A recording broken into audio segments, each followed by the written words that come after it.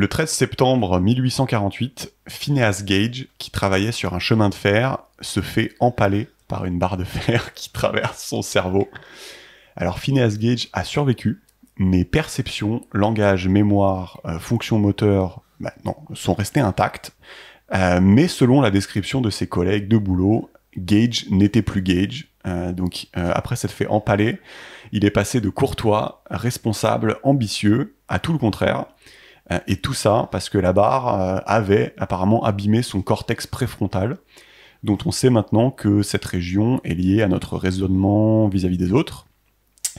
Et donc là, on a un comportement qui change suite à une altération physique du cerveau. Et donc, comment c'est possible ? Donc, ne sommes-nous pas des ardoises blanches, des âmes pures descendues dans un corps de chair, à votre avis ?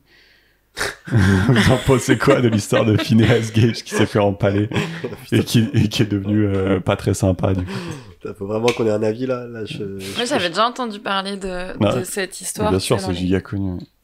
C'est giga connu. Et enfin, du coup, pourquoi j'introduis ça comme ça ? Parce qu'on va faire The Blank Slate de Steven Pinker. Donc Steven Pinker, on a déjà fait un autre de ses bouquins que les gens ont pas trop kiffé parce que c'était un écolo optimiste. Du coup, les gens étaient vénères.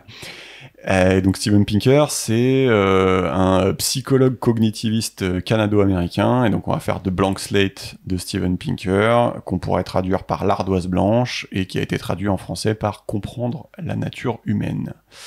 Et donc en gros, ça va être un bouquin sur l'inné et l'acquis. Est-ce que ça vous chauffe de faire de l'inné et de l'acquis ? Ouais, moi ça me chauffe de ouf parce que t'as plein de débats un peu moraux que tu peux avoir avec des gens, ou des débats sociétaux. Et tu finis toujours à un moment de parler de ça, tu vois. Tu finis toujours à un moment à, genre oui, mais ça, est-ce que c'est inné, est-ce que c'est acquis, est-ce que c'est machin, tu vois. Et en fait, moi, mes connaissances sont assez limitées sur le sujet, tu vois. Et toi ? Moi, je suis tombée là-dessus au bac. Ouais. C'était le thème, c'était la perception séductelle. Ouais. Et en gros, du coup, j'avais fait naître un bébé dans l'intro. Première partie, genre non, ça séduque pas. Genre la vue, l'odorat, oui, c'est pas des trucs qui séduquent. En revanche, en fait, avec l'apprentissage, tu commences à voir de quelle manière tes sens peuvent te tromper. J'ai pas eu une note de ouf, hein, du coup, tu sais, j'ai cité le truc de la paille. Mais des fois, les profs, c'est des vannes, ils sont vénères. Ouais, et voilà, et donc du coup, j'avais fait un truc, voilà, à quel moment, en fait, qu'est-ce qui est inné, qu'est-ce qui est acquis, et qu'est-ce qui est... Putain, donc tu te poses la question depuis la terminale. Depuis la terminale, qui remonte un peu quand même. Ok. Et puis je trouve que c'est intéressant ce débat parce que ça rejoint le débat sur le libre arbitre, tu vois. Parce que souvent on considère que ce qui est acquis c'est du ressort d'une sorte de choix personnel, et ce qui est inné c'est quelque chose qu'on choisit pas. Et tu vois, genre moi à titre personnel je ne crois pas au libre arbitre, tu vois. Je crois que ça n'existe pas, que ce soit inné, acquis, genre juste on choisit rien, tu vois.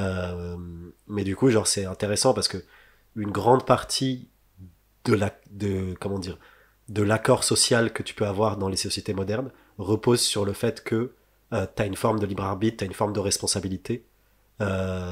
Et en fait genre le corpus législatif et la manière dont les relations entre les gens sont régies, ça repose souvent sur une forme de responsabilité individuelle et de libre arbitre.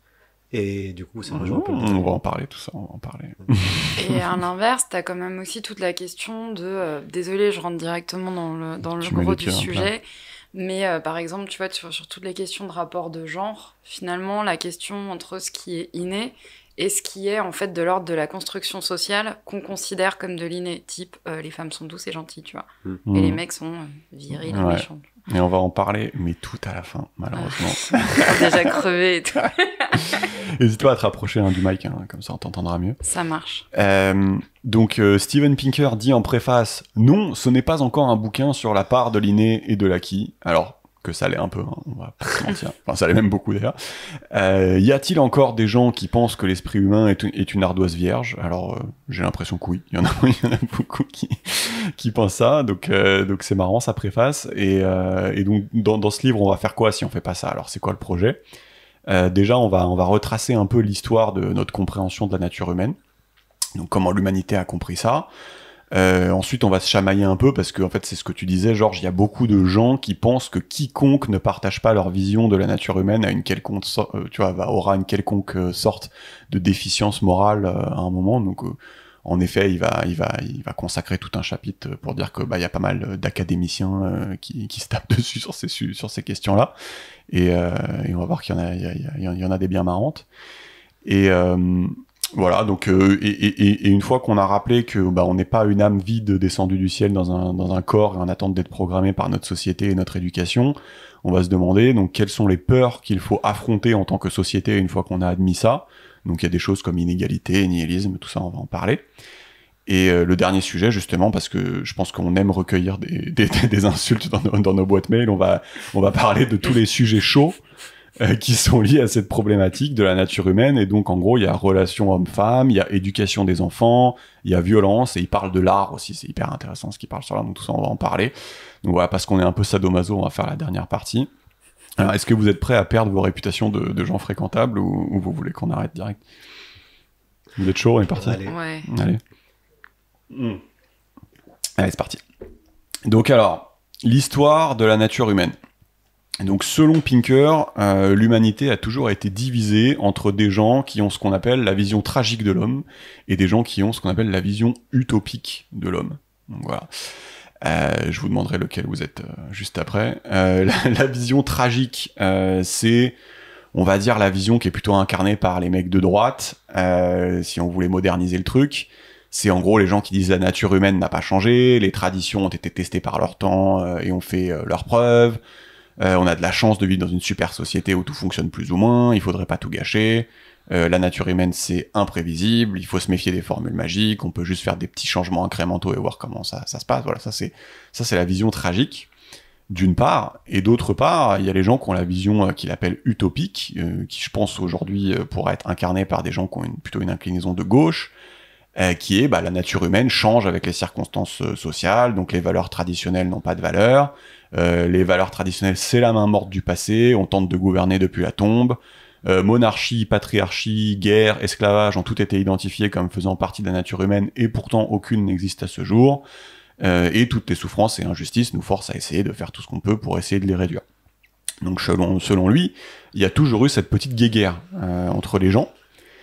Et donc dans ce champ de bataille qui a duré super longtemps, donc entre ceux qui défendent en gros qu'il y a une nature humaine et ceux qui défendent que l'homme est malléable par la société, firent irruption en 1970 les idées de l'évolution et de la génétique comportementale qui sont devenues publiques. Alors je sais pas si vous voyez ce que c'est la génétique comportementale déjà.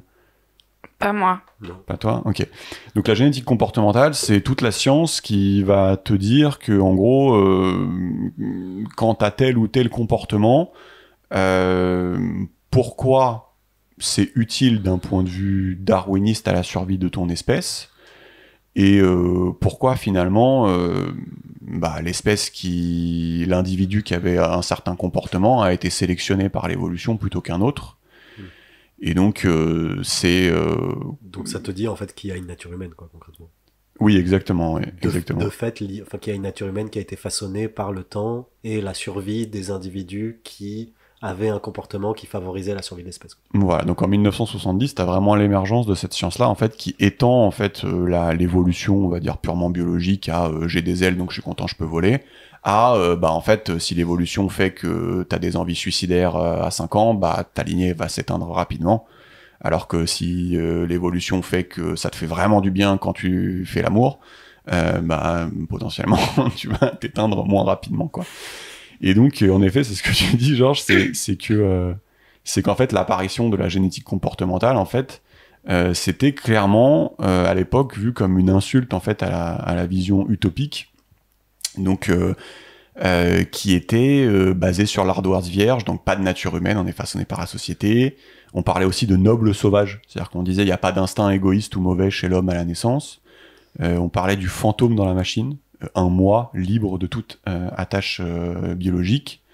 Et on s'est mis, vous savez, à parler des concepts de gène égoïste, d'adaptation pour le bien de l'individu, que l'altruisme est limité par les tricheurs, et donc on aurait dit en 1970 que les scientifiques disaient à ceux qui avaient la vision utopique vous avez tort.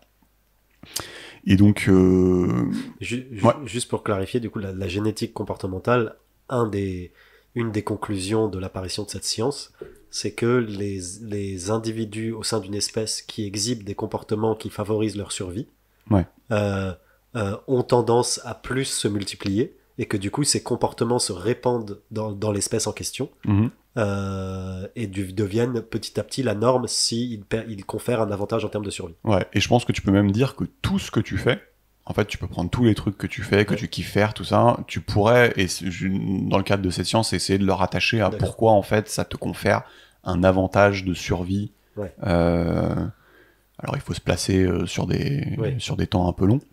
Ah oui, donc ça, en fait, ça va vachement loin. Du coup, ça dit qu'à peu près, genre, l'intégralité de ton comportement. Bah, moi, j'ai essayé de trouver un exemple de truc que je ferais qui n'aurait potentiellement aucune utilité d'un point de vue de l'évolution. J'ai pas réussi à trouver. Donc, peut-être on peut essayer de se creuser la tête, mais j'ai pas réussi. Ouais, mais le truc, c'est que, bon, après, peut-être c'est pas l'objet du bouquin, on va pas rentrer là-dedans, tu vois. Mais le truc, c'est que c'est un peu une tautologique, c'est-à-dire que si tu commences à chercher à chaque fois, pour tous les comportements, un avantage du point de vue de la survie, tu peux arriver à le trouver, mais ça veut pas dire que ce comportement... Enfin, tu vois ouais, c'est vrai. Non, c'est vrai.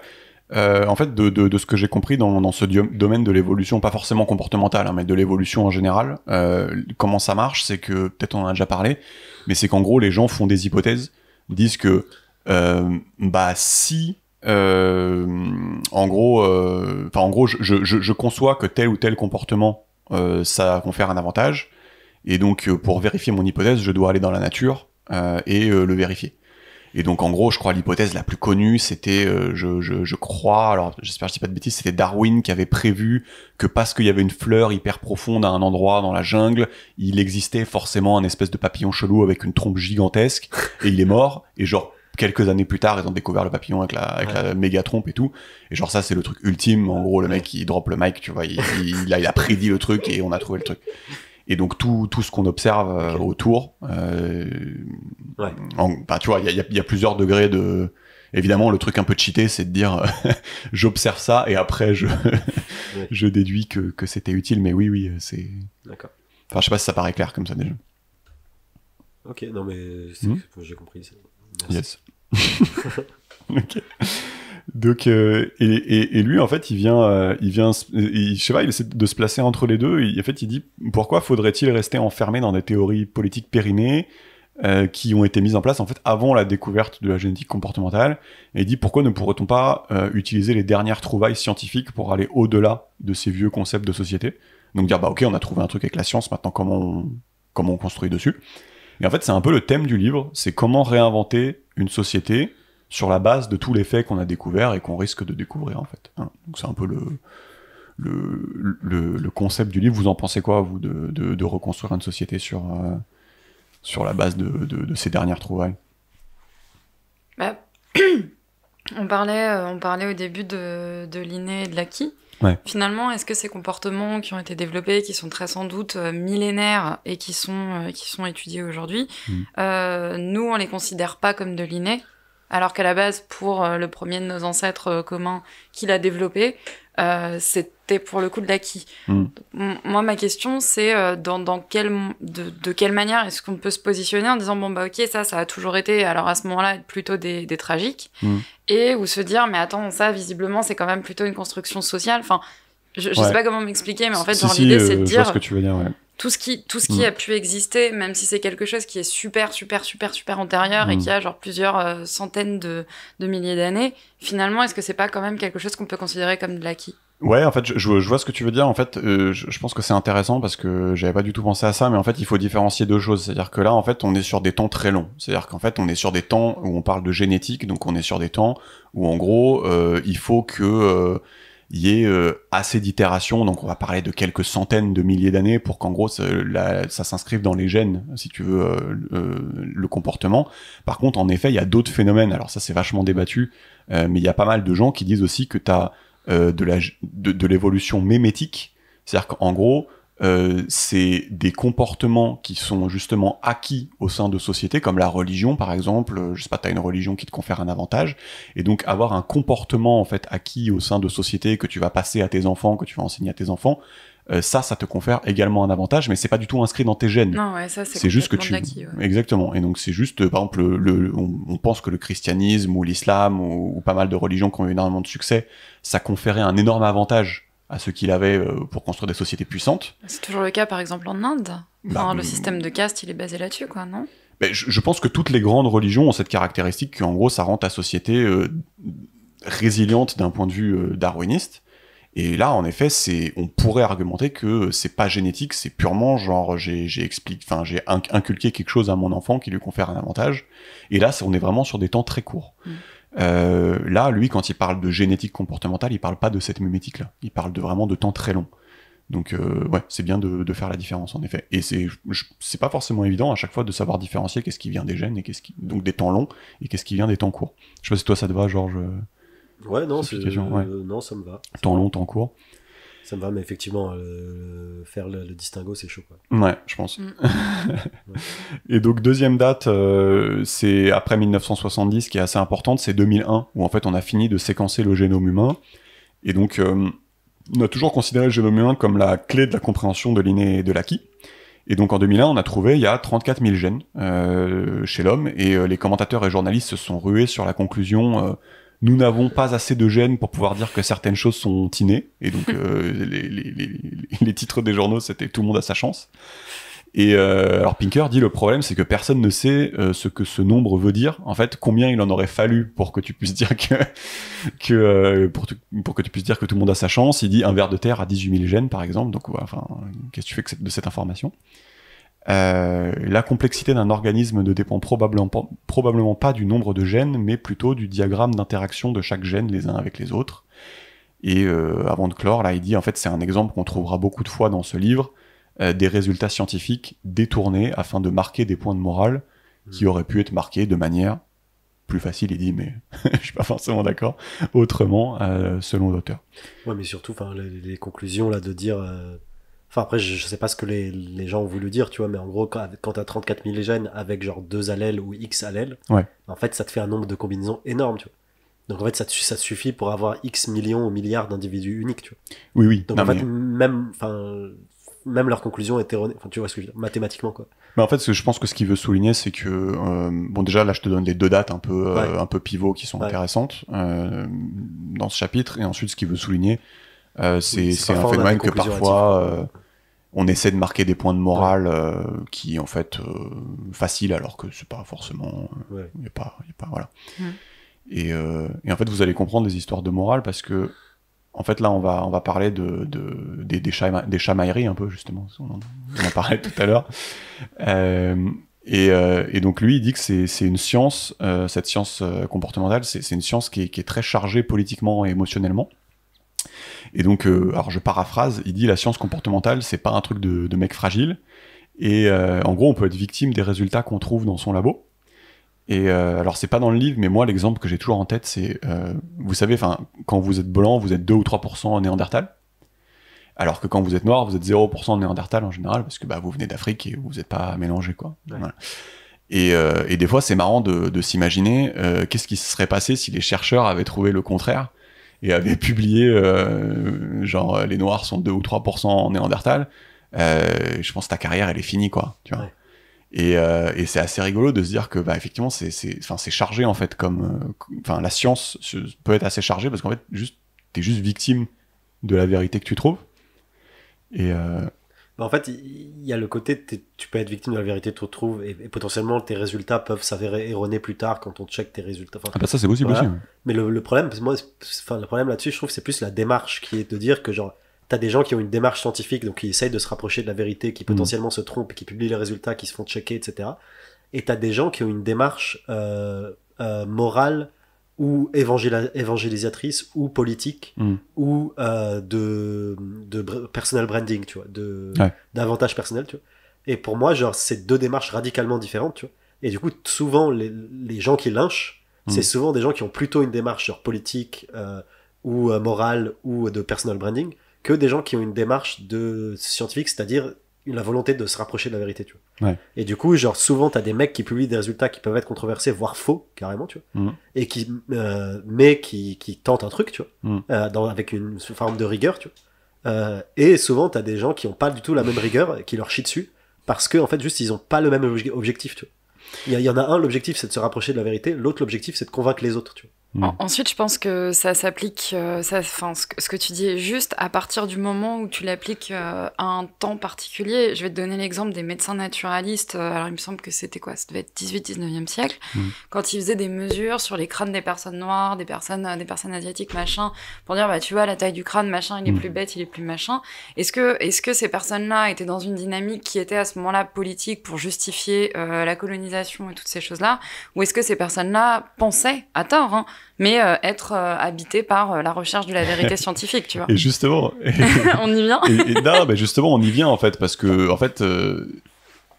Ouais, on y vient. Je vous donne l'exemple du livre, c'est qu'il dit que même sur un sujet sur les gauchers, ne nous met pas à l'abri, il dit. Parce que, genre, apparemment, en 91, il y a 2 psychologues qui ont publié une étude qui montrait que d'être gaucher... Alors, je sais pas si vous êtes gaucher. Non. Il n'y a pas de gaucher. Je dévoilerai pas. Ok, il dévoile pas, il est gaucher. Donc apparemment, l'étude montrait que le fait d'être gaucher, t'avais une plus grande corrélation avec des complications prénatales, des accidents, une moins bonne espérance de vie que les droitiers. Et apparemment, voilà, ils ont pris méga cher parce qu'il y avait des menaces de les traîner en justice, plusieurs menaces de mort, bannis d'un journal académique suite à des protestations de gauchers. Et donc en fait, pour en revenir à ce que tu disais, forcément, quand c'est dit comme ça, nous, je pense que tout le monde est d'accord pour dire, on est dommage que ça soit pas la vérité qui prime, mais, évidemment, c'est pas aussi simple parce que les gauchers, là, qui protestent, c'est pas des mecs qui se disent dans leur tête, je suis pas content avec la vérité, donc je vais aller protester. C'est des mecs qui se disent, la science a été mal faite, les chercheurs sont méchants parce qu'il y a 5 ans, ils ont tapé la glace d'un petit. Inversement, avec le truc du crâne, des mesures de crâne que tu dis, bah c'est peut-être, c'est aussi des gens qui avaient des raisons politiques pour trouver leur truc, mais qui je pense, s'auto-persuadaient quelque part qu'ils étaient dans une démarche scientifique, et en fait, c'est beaucoup plus compliqué que ça, évidemment. Bah c'est ça, t'es jamais que le produit de ton époque. Alors je sais que là, je jette le méga pavé dans la mare là-dessus, mais... Non, mais c'est ça, mais si tu veux, c'est ça qui est...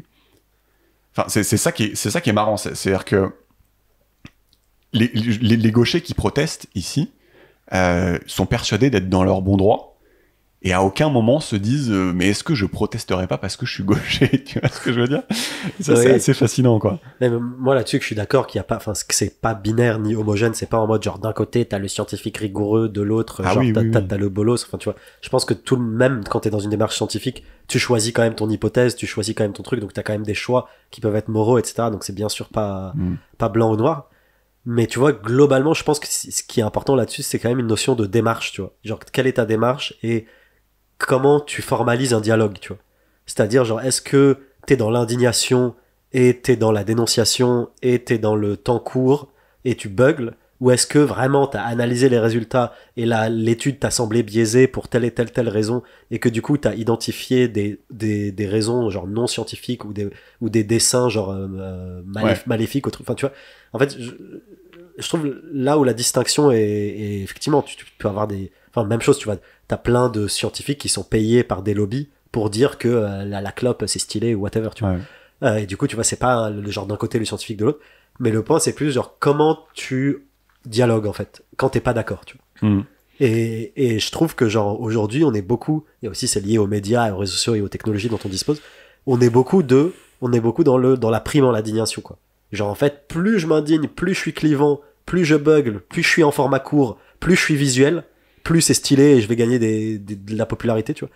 Et plus je suis lent, plus je suis rigoureux, plus je suis détaillé, et plus, tu vois. Et en fait, le problème, c'est que je trouve que les comportements qui, à mon sens, sont bons, sont pénalisés, et les comportements que je trouve mauvais sont potentiellement avantagés, je trouve, dans l'époque où on vit, quoi. Non, c'est vrai.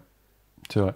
Mais en fait, le truc, moi, qui me gênait, c'est que lui, il en parlait pas dans le livre. Enfin, tu vois, il se fout de la gueule des gauchers qui protestent. Mais au final, si tu pousses l'analyse, en fait, personne n'est machiavélique, en fait.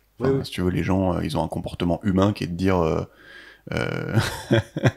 je vais trouver que la science a été mal faite et que le mec est méchant et tout. Et en fait, moi, c'est un truc que je retrouve énormément, tu sais, quand il y a des résultats scientifiques qui plaisent pas, c'est toujours ces deux arguments-là. C'est toujours ça a été mal fait et le mec est méchant. Et c'est toujours ces deux arguments-là. Et du fait de ce que tu dis, Agathe, que des fois, effectivement, des fois la science est mal faite et des fois le mec est méchant. Mais parfois, elle est aussi bien faite selon les critères de l'époque et le mec est de bonne volonté par rapport aux critères de l'époque, tu vois. Genre, il n'y a pas que des Didier Raoult, tu vois. Ça peut arriver. Le petit tag. Voilà, envoyez des mails, n'hésitez pas. Ouais, ça arrive chez moi. Non, mais voilà. Non, je suis d'accord et je pense qu'il y a plein de gens qui sont de bonne volonté et qui sont trucs, mais je pense qu'il y a des gens qui... Enfin, je trouve qu'il y a des gens qui ont une forme de paresse intellectuelle, tu vois, et qui refusent une forme de rigueur et de précision et ou de détachement, tu vois.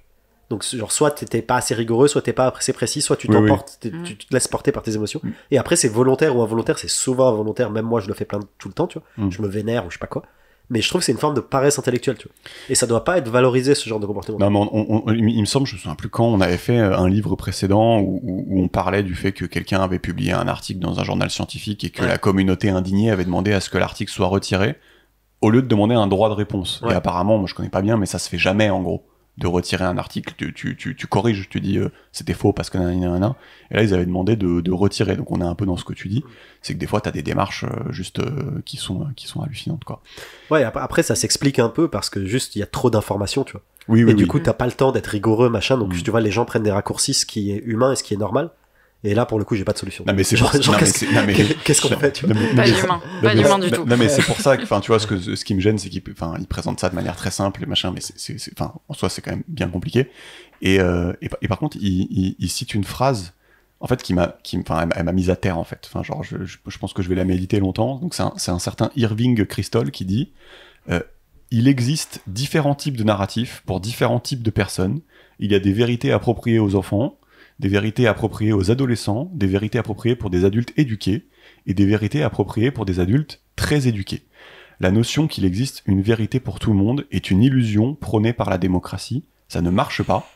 Et donc en fait, si on reprend l'histoire des Néandertals, là, imagine on avait trouvé que c'était pas les Blancs qui étaient Néandertals, mais l'inverse, on peut argumenter qu'il aurait probablement on aurait pu ne pas diffuser cette info, parce qu'on sait que dans la société, il y a des mecs un peu teuteux et qui auraient utilisé ça pour se rester dans leur racisme et tout. Et en fait, cette phrase, ça fait vachement méditer, quoi. En gros, c'est un problème insoluble, quoi. En gros, si tu commences à dire qu'il y a des vérités que tu peux pas dire. Ouais, et puis si tu commences à dire qu'une même vérité peut être déclinée de différentes manières en fonction de ton auditoire, en fait, ça va à l'encontre de la notion même de vérité qui est censée être universelle, tu vois. Et du coup, c'est vrai que c'est vachement intéressant parce que j'aurais plutôt tendance à être d'accord avec ce qui dit que il y a une vérité en fonction de ton interlocuteur, tu vois. Mais en fait, c'est l'enfer du coup, tu vois. C'est l'enfer. Moi, en fait, dès que je pense à cette phrase, je bug. En fait, j'ai pas de solution.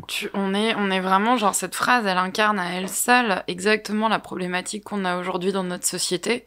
Avec les vérités, les contre-vérités, les fake news, les émetteurs qui sont censés être des émetteurs fiables, qui en fait le sont pas du tout, et finalement des témoignages qu'on veut utiliser pour qu'ils aient valeur de vérité, alors qu'en fait c'est un témoignage, on n'a clairement pas la masse critique pour pouvoir dire donc puisque c'est comme ça, les gauchers, voilà, tu vois.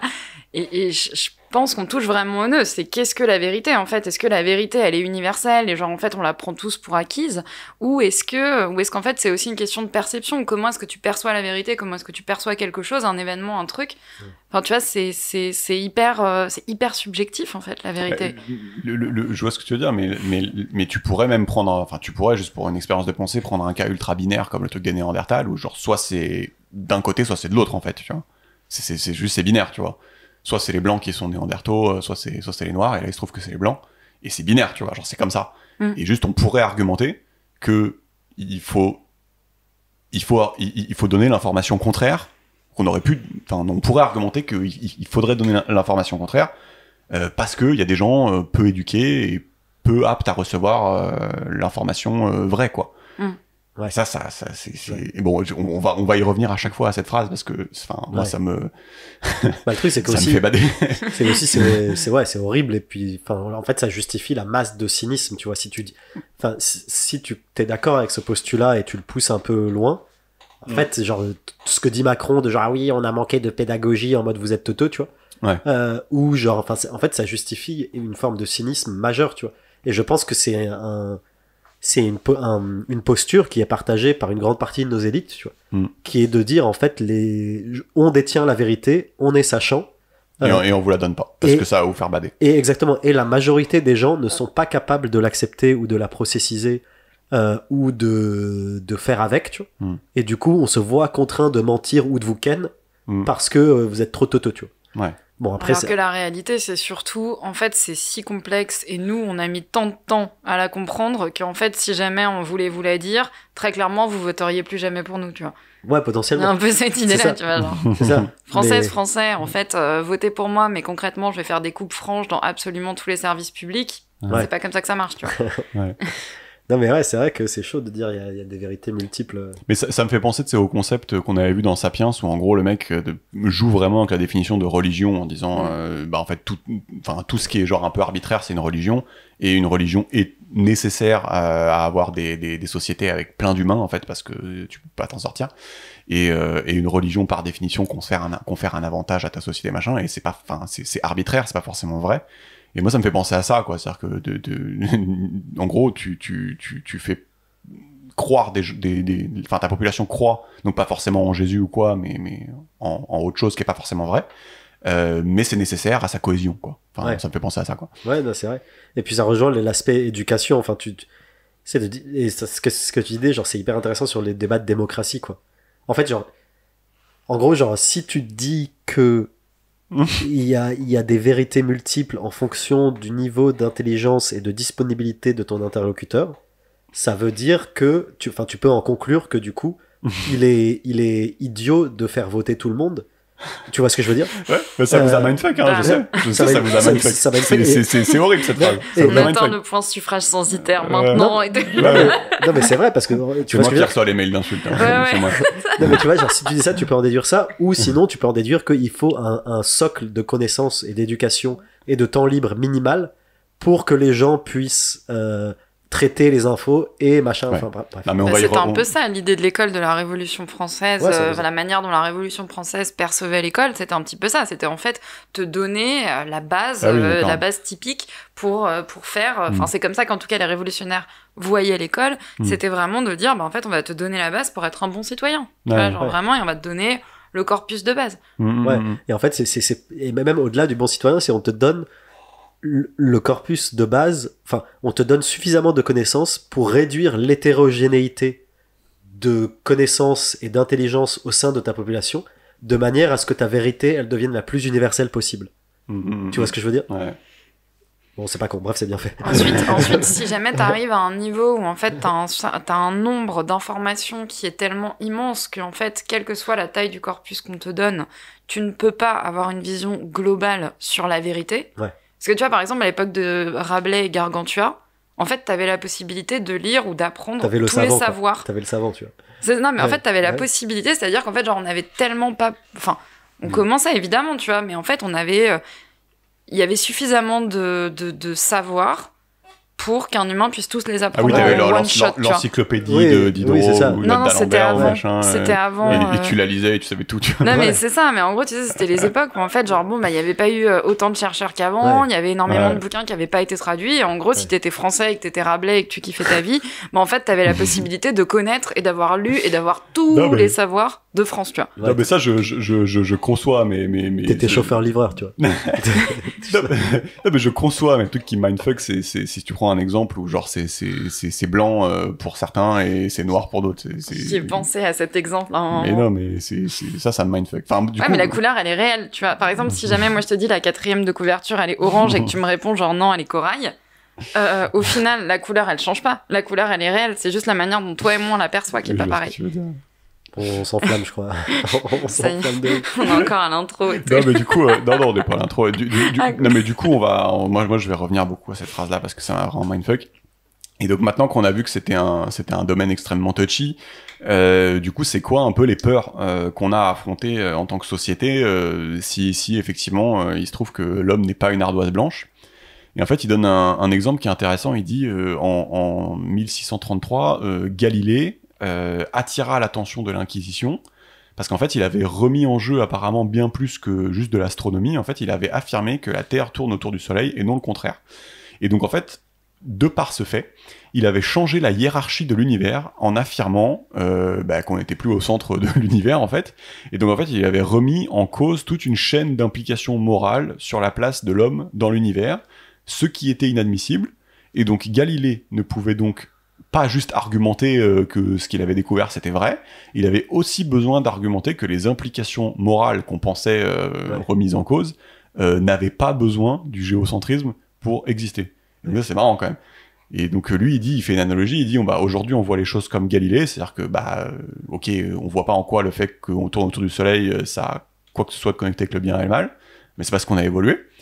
Et Pinker, lui, il pense qu'on est en train de traverser une transition similaire où en fait nos préceptes moraux doivent progressivement s'accoutumer à une science qui progresse et qui découvre des choses sur la nature humaine. Et il va falloir faire avec et essayer de comprendre pourquoi en fait ça remet pas forcément en cause nos préceptes moraux, tel Galilée, quoi. Ouais, c'est hyper intéressant ça. C'est marrant, hein. Et ça remet pas en cause, ou ça remet en cause aussi, tu vois. Ouais, mais lui, il est genre hyper optimiste à chaque fois. Je fais non, je suis pas d'accord. Et donc voilà, il dit, pas juste parce que les faits sont les faits, mais aussi parce que penser que l'homme soit une ardoise vierge à la naissance n'est pas nécessaire à la survie de nos principes moraux. Mais ça, je pense que ça se débat quand même. Moi, je suis comme l'inquisiteur. Ouais. Non, mais tu vois, genre, même chose si on fait un exercice de pensée ou genre, tu sais, c'est les mêmes histoires sur les trucs de QI, tu vois. Ouais. Genre, en fait, si on découvre que, genre, l'essentiel de tes capacités intellectuelles sont déterminées, genre, à la naissance, tu vois. Mm-hmm. C'est un exercice de pensée, genre, je pense que ça, c'est pas vrai du tout, tu vois, whatever, tu vois, j'en sais rien. Si c'est l'essentiel de tes capacités intellectuelles sont déterminées dès la naissance, et qu'il y a un écart type, c'est-à-dire il y a un écart énorme entre les individus là-dessus, bah, du coup, juste, tu sais, genre, dès le début, qu'il y a des teubés et des pas teubés, tu vois. Ouais. Et genre, t'es prêt. Et du coup, potentiellement, les implications morales derrière sont énormes, tu vois. Mais genre, en termes de droit, est-ce que le gars, tu le laisses voter ou pas, tu vois, whatever. C'est dans le meilleur des mondes qu'il y a ça. Ouais. Que les gens sont classés comme ça. Ouais. Ah oui, c'est vrai, ouais. Mais du coup, tu vois, genre, c'est un exemple typique où, genre, nos préceptes moraux pourront s'adapter, tu vois. Exactement. Et en plus, tu dis que t'es pas sûr si c'est pertinent ou pas, mais en fait, moi, de ce que je comprends, c'est qu'il y a quand même plutôt consensus que oui, quand tu nais avec 62 QI, t'es quand même dans la merde, quoi. Ouais. Et pour le coup, c'est c'est une des différences qui est le moins prise en empathie par notre société, quoi. Je sais pas si vous voyez ce que je veux dire. C'est-à-dire qu'en gros, tout le monde s'en fout, quoi, des gens qui naissent avec ce fardeau. Et en gros, tout le monde s'en branle. Tout le monde dit, parce qu'on considère qu'il n'y a pas de nature humaine, et du coup, que non, t'as qu'à aller à l'école, t'as qu'à taffer, t'as qu'à aller, voilà. Et c'est une des différences où moi, limite, ça me choque à quel point on n'a rien à foutre, quoi. Ouais, après peut-être 62 QI, c'est un exemple extrême, mais en gros... Les gens, ils bavent à 60, je crois. Ouais. Enfin, là, t'es vraiment sur un truc où c'est hardcore. Genre, la moyenne, c'est 100, genre, on est tous average, tu vois. En gros, ton point, c'est de dire que, genre, il y a des écarts de QI qui sont considérés, comme normaux, c'est-à-dire t'as pas le droit à un traitement particulier, alors que c'est sacrément handicapant. Et du coup, il n'y a pas d'empathie de la société vis-à-vis. Non, mais ce que je veux dire, c'est que qu'est-ce que j'en sais de, tu sais, si t'es né un peu dans un quartier relou et tout, mais classe 130 de QI, si t'es né, si t'es bien né ou je sais pas quoi, mais que genre t'as vraiment pas beaucoup. Ça, on n'en parle jamais, on s'en bat les couilles. Alors que je pense à tort, quoi, tu vois. Ouais, en fait, ce que tu dis, c'est que genre dans la politique d'égalité des chances que tout le monde a tendance à soutenir, on en parle pas. Il y a des inégalités qu'on compense de type socio-économique. Ouais. Et par exemple, l'inégalité de type intelligence à la naissance, on la compense peu, et donc la société a peu d'empathie sexuelle. Ouais. Et je pense que ça vient du fait qu'on a tendance à renier un peu qu'il y a des choses qui sont juste à la naissance, quoi. Enfin, cette espèce de déni de la nature humaine. Mais je pense que c'est aussi parce que se superposent des constructions sociales telles que les classes, telles que la race, telles que des trucs comme ça, qui en fait du coup surpassent dans l'esprit des personnes, dans l'esprit des gens, des considérations qui sont purement oui, mais moi ce que je dis c'est peut-être à tort justement, tu vois. Ouais. C'est parce qu'en fait je pense qu'on. Et ensuite ça fait peur, tu vois. Si jamais toi t'avais mis dans la classe de CP 110 de QI et que j'en sais rien, je crois que t'es fils unique, mais tu sais qu'ils avaient mis ton frère genre dans la classe de CP 120 de QI. Enfin tu vois c'est une manière, c'est une nouvelle manière, de découper les personnes, tu vois, enfin de classer les personnes. Mais du coup, c'est justement, il en parle là, c'est quoi nos peurs, justement. Moi, ça me fait peur. D'ailleurs, moi, je vais lancer une cagnotte si j'ai besoin, si vous voulez me soutenir. Ah, toi, parce que t'es pas très, j'ai un peu limité. Voilà, et du coup, j'ai mais ouais, envoyer au, voilà. On mettra en dessous le. Voilà, n'hésitez pas. Le Lydia, on mettra ton Lydia. Mettez mon Lydia pour t'envoyer des SMS aussi. Voilà. Donc non, mais enfin, c'est vrai que ce qu'il dit, c'est que savoir si les individus naissent différents les uns des autres, en fait, c'est juste un problème factuel où la réponse, ça sera oui ou non, mais genre, c'est pas comme on veut, en fait. C'est juste un problème factuel. Et donc, cette théorie de l'ardoise blanche qui peut être réfutée demain et qui, lui, dit a été réfutée, tient en otage les droits de l'homme. Bon, il va peut-être un peu loin, mais voilà, ce chapitre veut ériger de nouvelles fondations plus solides. Et donc c'est quoi les problèmes ? On a commencé à en parler, les problèmes qu'on a avec cette théorie de l'ardoise non blanche. Le plus grand attrait de la théorie de l'ardoise blanche, c'est que forcément 0 égale 0 et c'est l'égalité parfaite. Alors que si on n'est pas tout blanc à la naissance, si on diffère en talent, en envie, en centre d'intérêt, alors potentiellement, nous, on a peur de quoi ? On a peur que la société, alors lui, il a découpé, on a peur que la société bascule vers 3 malheurs potentiels. Et lui, il a découpé ça en préjudice. Donc, si des groupes sont en moyenne différents, il ferait sens de discriminer. Donc, on a peur de ça. On a peur de darwinisme social. Donc, c'est les gens qui diraient l'inégalité doit être tolérée car après tout, elle est naturelle. Et on a peur de l'eugénisme. Ne pourrait-on pas améliorer la société par l'intervention génétique ? Donc, on a peur de 3 trucs. Et il va essayer d'adresser ces 3 peurs. Ah, le bâtard, il est fort. Mais attends, moi j'ai une question par rapport à l'ardoise blanche. Il y a vraiment des gens qui pensent qu'on est en mode page blanche ? Oui, je pense que... Alors oui, carrément. Okay. Enfin, je pense qu'il y en a énormément. Et je pense que c'est même tabou dans la société. Ou qui pensent que c'est négligeable, quoi. Tu vois. Ouais. Mais je pense que c'est tabou dans la société de dire, d'en parler. Et je pense que c'est pour ça qu'on parle pas des QI et qu'on parle juste des circonstances sociales et des choses comme ça. C'est vrai que tu vois, genre si tu parles en termes un peu abstraits, genre page blanche, là ça paraît con. Mais si tu prends des exemples concrets, genre tu vois, si tu dis par exemple, il y a des gens qui naissent beaucoup plus cons que d'autres, ou il y a des gens qui naissent avec genre beaucoup moins il y a des gens qui naissent beaucoup plus paresseux que d'autres, tu vois. Dès que tu prends des exemples concrets, tout de suite, c'est beaucoup moins acceptable. Parce que on va en parler, mais la personnalité, c'est hautement inné. Ouais. Et donc, il y a des gens qui se retrouvent avec des personnalités qui sont sûrement très utiles il y a 100 000 ans, mais qui sont peut-être plus très utiles aujourd'hui, et qui sont vachement handicapés par ça. Et on s'en branle, en fait. Aujourd'hui. Ouais, on lui dit c'est de ta faute, t'as qu'à charbonner, tu vois. C'est marrant, j'aime bien imaginer l'idée de quel type de personnalité était hyper utile il y a 100 000 ans, tu vois. On va en parler. Quelles étaient les qualités de cette personne On va en parler. Non, mais tu vois, genre typiquement, je pense que tu vois, à l'époque où on était chasseurs-cueilleurs, on avait beaucoup moins besoin de collaborer, tu vois. Genre un espèce d'énorme vénère asocial, mais qui est ultra stock, tu vois. Genre c'était beaucoup plus utile qu'aujourd'hui, tu vois. Bah typiquement l'exemple aujourd'hui un vénère asocial ultra stock, tu vois. Le belliqueux, je pense qu'on est tous d'accord pour dire qu'en fait genre ça c'est vraiment quelque chose genre autant pourtant je me positionne plutôt du côté des utopistes, autant clairement je pense que par exemple le gène belliqueux, c'est vraiment quelque chose qu'on a qui nous a permis de survivre nous l'espèce humaine et qu'on transporte avec nous depuis des millénaires, tu vois. Mais tu vois, aujourd'hui, il est beaucoup moins valorisé, tu vois. Enfin, il sert à rien, il sert pas. J'avoue, il est pas valorisé. Non, attends. Il est pas valorisé, mais il est quand même rapidement mis en application, tu vois. Genre, clairement, genre, paf, off, tac, Afghanistan, ils sont quand même un peu belliqueux, certains, tu vois. Genre, oui. Ça, c'est toujours quand même quelque chose, c'est quand même un peu une constante, genre, tiens, si on faisait la guerre, c'est stylé, tu vois. Mais moi, ce dont j'avais entendu parler, et là, on rentre dans les subtilités, c'est que si typiquement, t'as une personnalité qui tend vers l'agression, en gros, tu peux soit finir en prison parce que t'as tapé quelqu'un, ou soit on t'a appris à canaliser le truc pour être agressif d'une manière productive, entre guillemets, qui est que genre dans ton taf, tu vas être compétitif ou un truc comme ça. Et ton genre aussi, ça peut jouer. Alors ça, c'est un truc qu'on va voir aussi, c'est qu'il y a des traits de personnalité où c'est en moyenne très différent. Enfin, on va en parler aussi.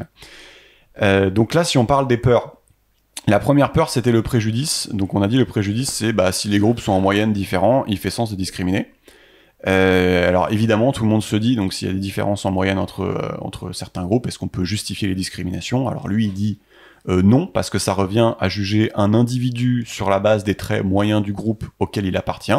Les sociétés éclairées ont choisi d'ignorer la race, le sexe et d'autres caractéristiques intrinsèques dans les promotions salariales, la justice, les écoles, parce que l'alternative est moralement repoussante. Donc on a établi ça comme idéal moral. Il dit par exemple, il y a une corrélation entre QI et taille, et personne ne s'amuse à trier les gens par taille et à favoriser les grands, quoi. Donc voilà, c'est sa petite tirade. Là-dessus, je comprends. Enfin, je pense que j'ai pas très bien compris ce qu'il veut dire, de 1. Et de 2, je suis pas d'accord avec lui, parce que. Je pense ne pas être d'accord, vu que je suis pas sûr d'avoir compris ce qu'il a dit. Je pense ne pas être d'accord. Parce qu'en gros, tu sais, genre, il dit, on discrimine pas sur la base de critères innés, tu vois. Et, c'est ce que je comprends, ou en tout cas, l'idéal moral dans notre société, c'est ça. C'est l'idéal moral. Voilà, mais je trouve que de fait, on le fait, tu vois. Par exemple, genre, si tu nais handicapé, tu vois, on va te donner un certain nombre on va te faire de la discrimination positive, mettre un certain nombre de mesures compensatoires pour que t'aies un semblant d'égalité avec les autres, tu vois. Et on pourrait imaginer qu'on pousse ce raisonnement un peu plus loin et dire, si tu nais, on peut diviser les gens par QI ou par selon d'autres critères, et dire, on va essayer de mettre des mesures compensatoires pour que les gens... tu vois. Il fait plusieurs points. Là, le premier point, c'est juste de dire qu'on peut placer en idéal moral de pas faire ça, et on le fait parfois. Ouais. Voilà, ça, c'est le premier point. Ensuite, il y a un deuxième point qui dit, si t'es un faiseur de décisions rationnelles, tu pourrais tout à fait décider de recruter le groupe A parce que c'est ceux qui ont le set de skills le plus adapté en moyenne à ce que tu veux faire pour ton taf. Mais là, lui, il dit, de toute façon, dans ce cas-là, si c'est environnemental ou inné ou génétique, on s'en fout, il va quand même le faire, le mec. C'est ça, c'est un peu ce qui se passe aujourd'hui dans les processus de recrutement, c'est-à-dire, j'en sais rien, si jamais tu cherches un Spokesman ou un machin comme ça, tu vas prendre quelqu'un qui est pas timide, ou tu vois, genre, t'es déjà en fait sur ces processus de sélection, la seule différence, c'est qu'on nous regroupe pas. Ouais. Pour dire, toi, t'appartiens à la caste des pas timides, tu vois. Voilà. Et donc voilà, et lui il dit, même il y a énormément d'exemples où nos principes moraux surpassent ce genre d'optimisation, là où on dit il y a un faiseur de décision rationnelle, parce que, je sais pas, il est interdit de vendre son vote, ses organes, ses enfants, enfin bref, on n'est pas obligé de tout raisonner financièrement, on peut je sais pas si t'es employeur, tu peux avoir des principes moraux qui sont je donne sa chance à tout le monde, et enfin tu vois, ça peut être un de tes principes moraux quoi. Ouais, je comprends, mais genre, moi je me mets à la place du législateur. Enfin, disons, si j'étais roi du monde, tu vois, qu'est-ce que je ferais? Et en gros, genre, en gros, tu vois, sur cet aspect-là, genre, de dire que l'idéal moral, c'est de ne pas discriminer en fonction de critères innés, voilà. Je suis pas enfin, j'ai 2 points sur lesquels je suis pas d'accord. Je pense qu'on le fait déjà, et de 2, je suis pas d'accord. Je pense pas que ça doit nécessairement être notre idéal moral, tu vois. Par exemple, tu vois, parce que t'as un idéal moral qui aujourd'hui va à l'encontre de ça, qui est l'idéal de l'égalité des chances, tu vois. C'est pas tout à fait ça qu'il dit. C'est qu'il dit, il dit ici qu'on choisit de ne pas discriminer sur la base de, typiquement, tu sais, il dit il y a une corrélation entre taille et QI. Ouais. Les gens trouvent ça moralement repoussant. Si tu cherches quelqu'un qui a un QI élevé pour ton taf, les gens trouvent ça moralement repoussant de faire passer des entretiens que aux mecs grands, tu vois. C'est ça qu'il est en train de dire. C'est que là, il illustre un fait qui est vrai. Hein. Après, il y a peut-être des gens qui sont un peu plus moralement. Et pourtant, dans les faits, il a été prouvé que si t'es BG à compétences égales. Non mais je te jure, oui, je te promets. Si jamais il y a un tromblon et toi qui passez l'entretien et que vous êtes vraiment à compétences égales, c'est toi qui vont prendre. Ah non, mais là je suis d'accord que dans les faits c'est perfectible, mais c'est juste là il dit on a érigé en tant que principe moral déjà qu'on a envie de faire les choses bien entre guillemets. Donc ça déjà c'est un premier point. Qui dit après il va donner d'autres points. Oui, mais... Oui. En fait, je crois que j'ai toujours pas compris parce que bon après on peut s'en foutre et avancer si c'est important. Est-ce que toi quand tu recrutes quelqu'un pour ton taf, tu recrutes que les grands? Enfin tu fais venir que les grands à l'entretien? Non, parce que voilà, c'est Oui, parce que c'est une discrimination que je trouve moralement non. Exactement, voilà. c'est juste ça. C'est aussi con que ça, hein, ce qu'il est en train de dire. Mais moi, ce que je réponds, qu'il y a d'autres discriminations qu'on applique et qu'on trouve bien, tu vois. Et c'est ce qu'il va dire après. Ah, ok. Donc t'inquiète, t'es aussi intelligent que lui. Non, mais tu vois, genre. Vous êtes connected. Non, ok, à la bien. Et donc tu vois, là, il dit parfois la moyenne de 2 groupes est tellement différente qu'on admet que c'est ok de faire de la discrimination. Voilà. Et il dit, par exemple, on n'admet pas de chimpanzés dans nos écoles, même si c'est concevable que le plus intelligent des chimpanzés sur Terre puisse apprendre à lire et à écrire. Voilà, donc on applique un stéréotype spéciste sur le fait que la probabilité de trouver ce chimpanzé ne vaut pas les coûts d'admission de tous les autres. Et il va plus loin, il dit qu'il rappelle qu'en fait on fait des discriminations au cas par cas tout le temps. Typiquement, les jeunes en dessous de 18 ans ont pas le droit de voter, bien que certains soient probablement assez matures. C'est juste ça nous fait chier de tester tout le monde. Ouais.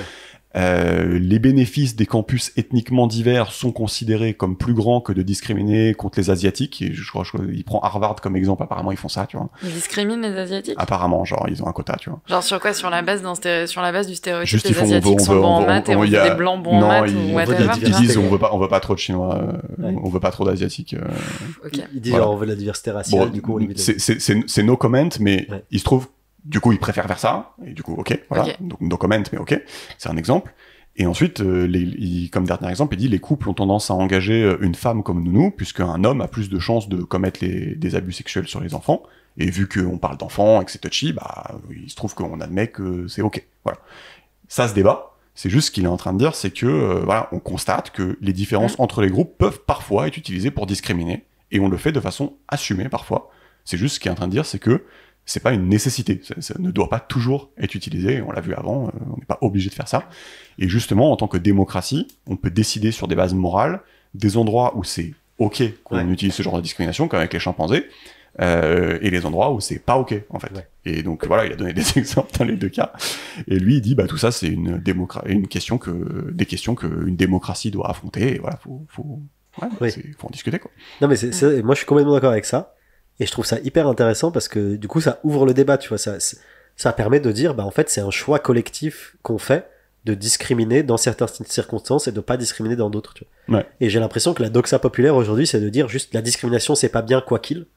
Et du coup dès que tu dis genre faut discriminer somehow, t'es un peu un bolos. Ouais. Alors qu'en fait moi je suis plutôt d'accord avec lui qui est de dire genre on discrimine sciemment depuis la nuit des temps et c'est utile. C'est juste que la réflexion qu'on doit avoir c'est à quel moment on le fait, à quel moment on le fait. Exactement. Exactement. Donc voilà, donc ça c'était sa petite tirade sur ce qu'on appelait le préjudice. Et là, il parle du darwinisme social. Donc le darwinisme social, c'est on tolère les inégalités. Et je vais rappeler un truc qu'on a vu dans The Moral Landscape, c'est une expérience de pensée que les gens trouvent en général assez parlante et logique. C'est ce qu'on appelle le voile d'ignorance de John Rawls. Donc peut-être Georges tu te souviendras, mais c'est une expérience de pensée qui te dit que une société purement juste moralement, ce serait une société qui serait organisée telle que je voudrais y vivre sachant que je vais naître dans un corps au hasard. Donc ça, en général, dans cette expérience de pensée, les gens trouvent ça... les gens sont genre tu vois, ça m'a l'air moral, c'est cool, tu vois. Donc les gens trouvent ça logique et les gens sont d'accord. Et donc lui, ce qu'il dit, c'est que tenir compte des différences innées pourrait nous aider à transformer notre société en société rawlsienne. Donc typiquement, si tu sais que certains traits de personnalité qui étaient sûrement utiles il y a 100 000 ans sont aujourd'hui moins utiles, d'avoir cette idée rawlsienne en tête, tu peux commencer à te dire je sais pas comment est-ce que je fais pour compenser certaines choses. Enfin, en tout cas, tu commences à ouvrir un débat, et donc du coup effectivement c'est une peur, le darwinisme social, mais on voit que l'inné, enfin accepter qu'il y a de l'inné, ça peut nous aider à mettre en place une société rawlsienne, en fait. Donc, voilà. Et après, il y a le cas du tricheur qui était utile il y a 100 000 ans, et ça, je sais pas trop ce qu'on en fait du tricheur. Tu sais, il y a toujours, dans l'évolution, il y a toujours genre un mec qui freeride, en fait, dans la société. Parce que tu sais, tu peux pas en avoir beaucoup, mais tu peux en avoir un. Et genre lui, je sais pas ce qu'on fait. Ça me fait rire. Le tricheur. Voilà. Mais attends, comment ça, le tricheur? Ça veut dire que genre lui il est complètement débile et genre il fait 1m20 et il a quand même réussi à se reproduire et à faire genre plein d'enfants? Non, non, non, Ah non. non, le tricheur, c'est qu'en général, tu sais, quand dans une société, si t'es le mec, tu sais, qui emprunte mais qui rend pas l'appareil et machin, bah les gens ça les vénère, tu vois, Ouais. et du coup ils vont te mettre un coup de massue sur la tête quoi. Et t'es mort. et ta lignée elle s'éteint. Ok. Par contre, quand ta tribu elle atteint 50, 100, 300, 1000 personnes, Tu peux tricher. tu commences à avoir genre, je sais pas, pour 1000 personnes, un tricheur qui peut apparaître. Ouais. Et donc dans ces cas-là, tu vois, ça converge vers X tricheurs par habitant.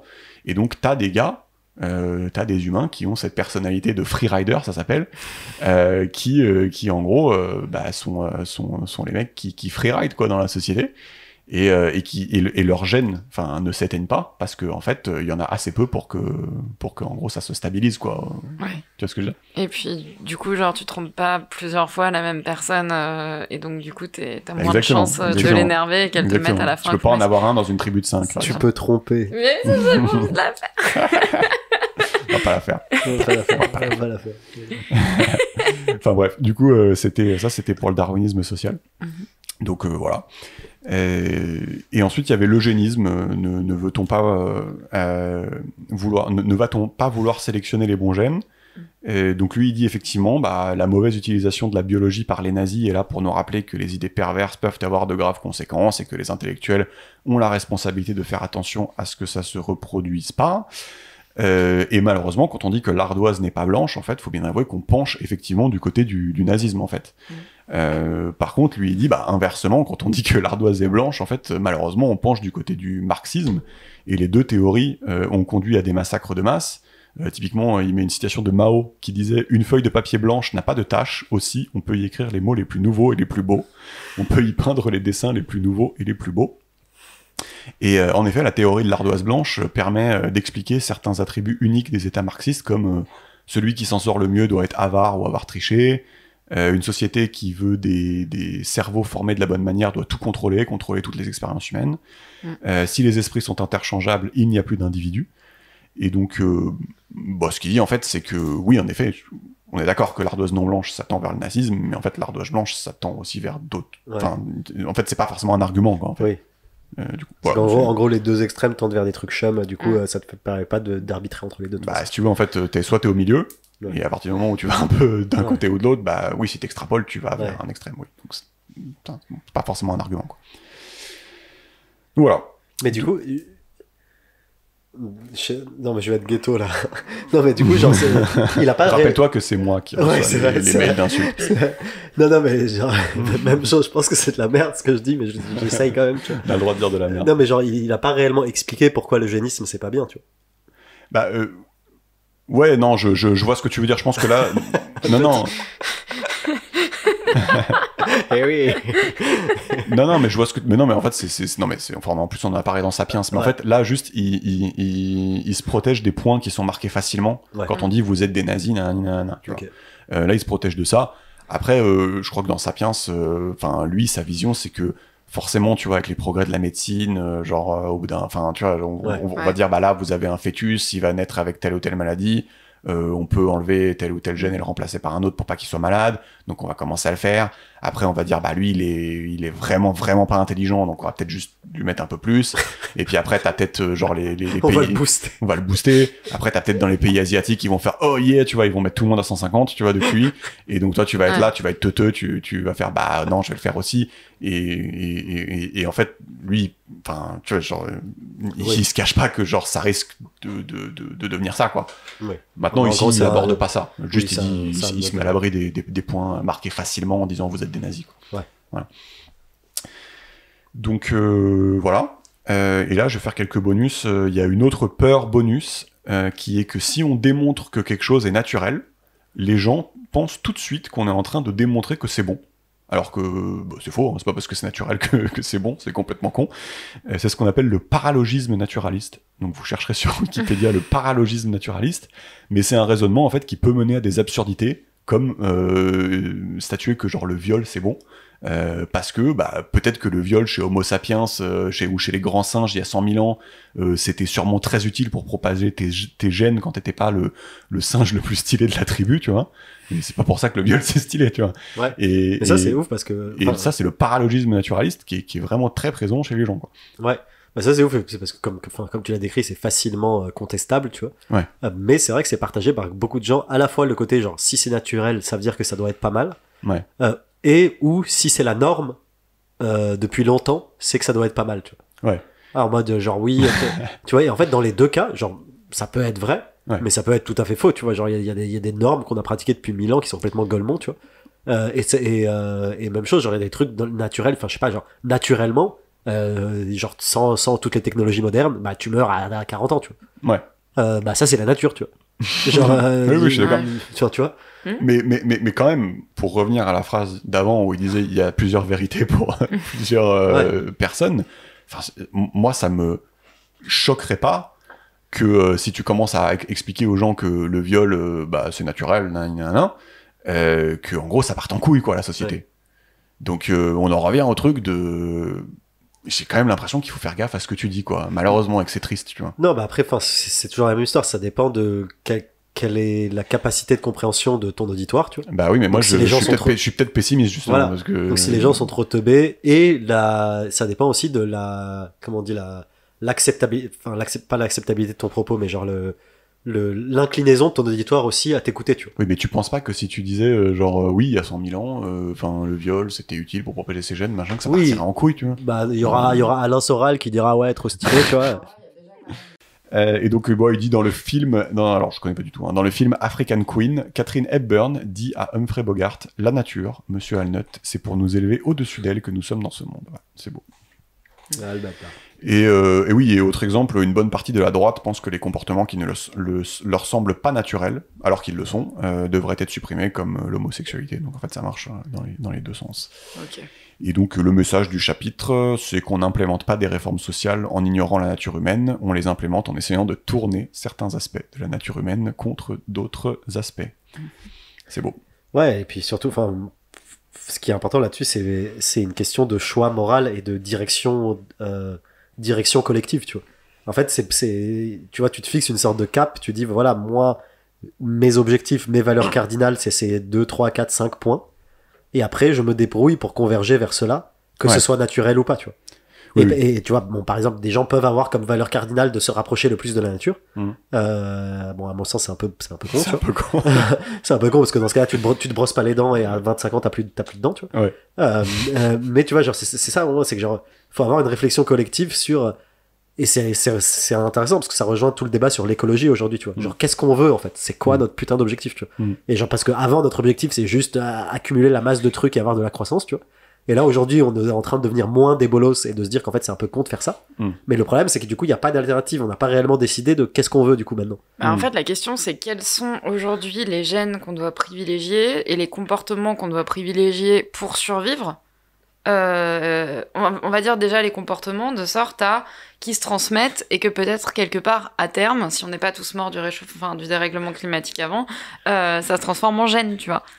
Ah oui, ouais. Donc toi t'es sur le temps court pour générer un temps long. Bah c'est ça, en fait, en gros c'est voilà. Mais je pense le temps long c'est très long. Tous les éléments qui nous caractérisent et quelles sont aujourd'hui les qualités qui permettraient à quelqu'un de survivre dans ce monde qui part complètement en yucks.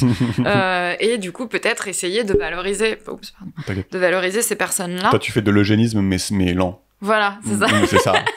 C'est ça. Slow. Yes, ça marche. Bon, voilà, du coup, maintenant, on va faire les sujets chauds parce que je pense que voilà, on aime bien recevoir des mails d'insultes dans nos boîtes aux lettres. Alors, du coup, parmi les sujets chauds, on va commencer par les enfants. Et on va commencer par donner les 3 lois de la génétique comportementale. On a fait tout un livre là-dessus qui s'appelle Blueprint, qui est très très bien, mais du coup, là, on fait rapidement. La première loi de la génétique comportementale, c'est que tous les traits de caractère humain sont héritables. D'accord ?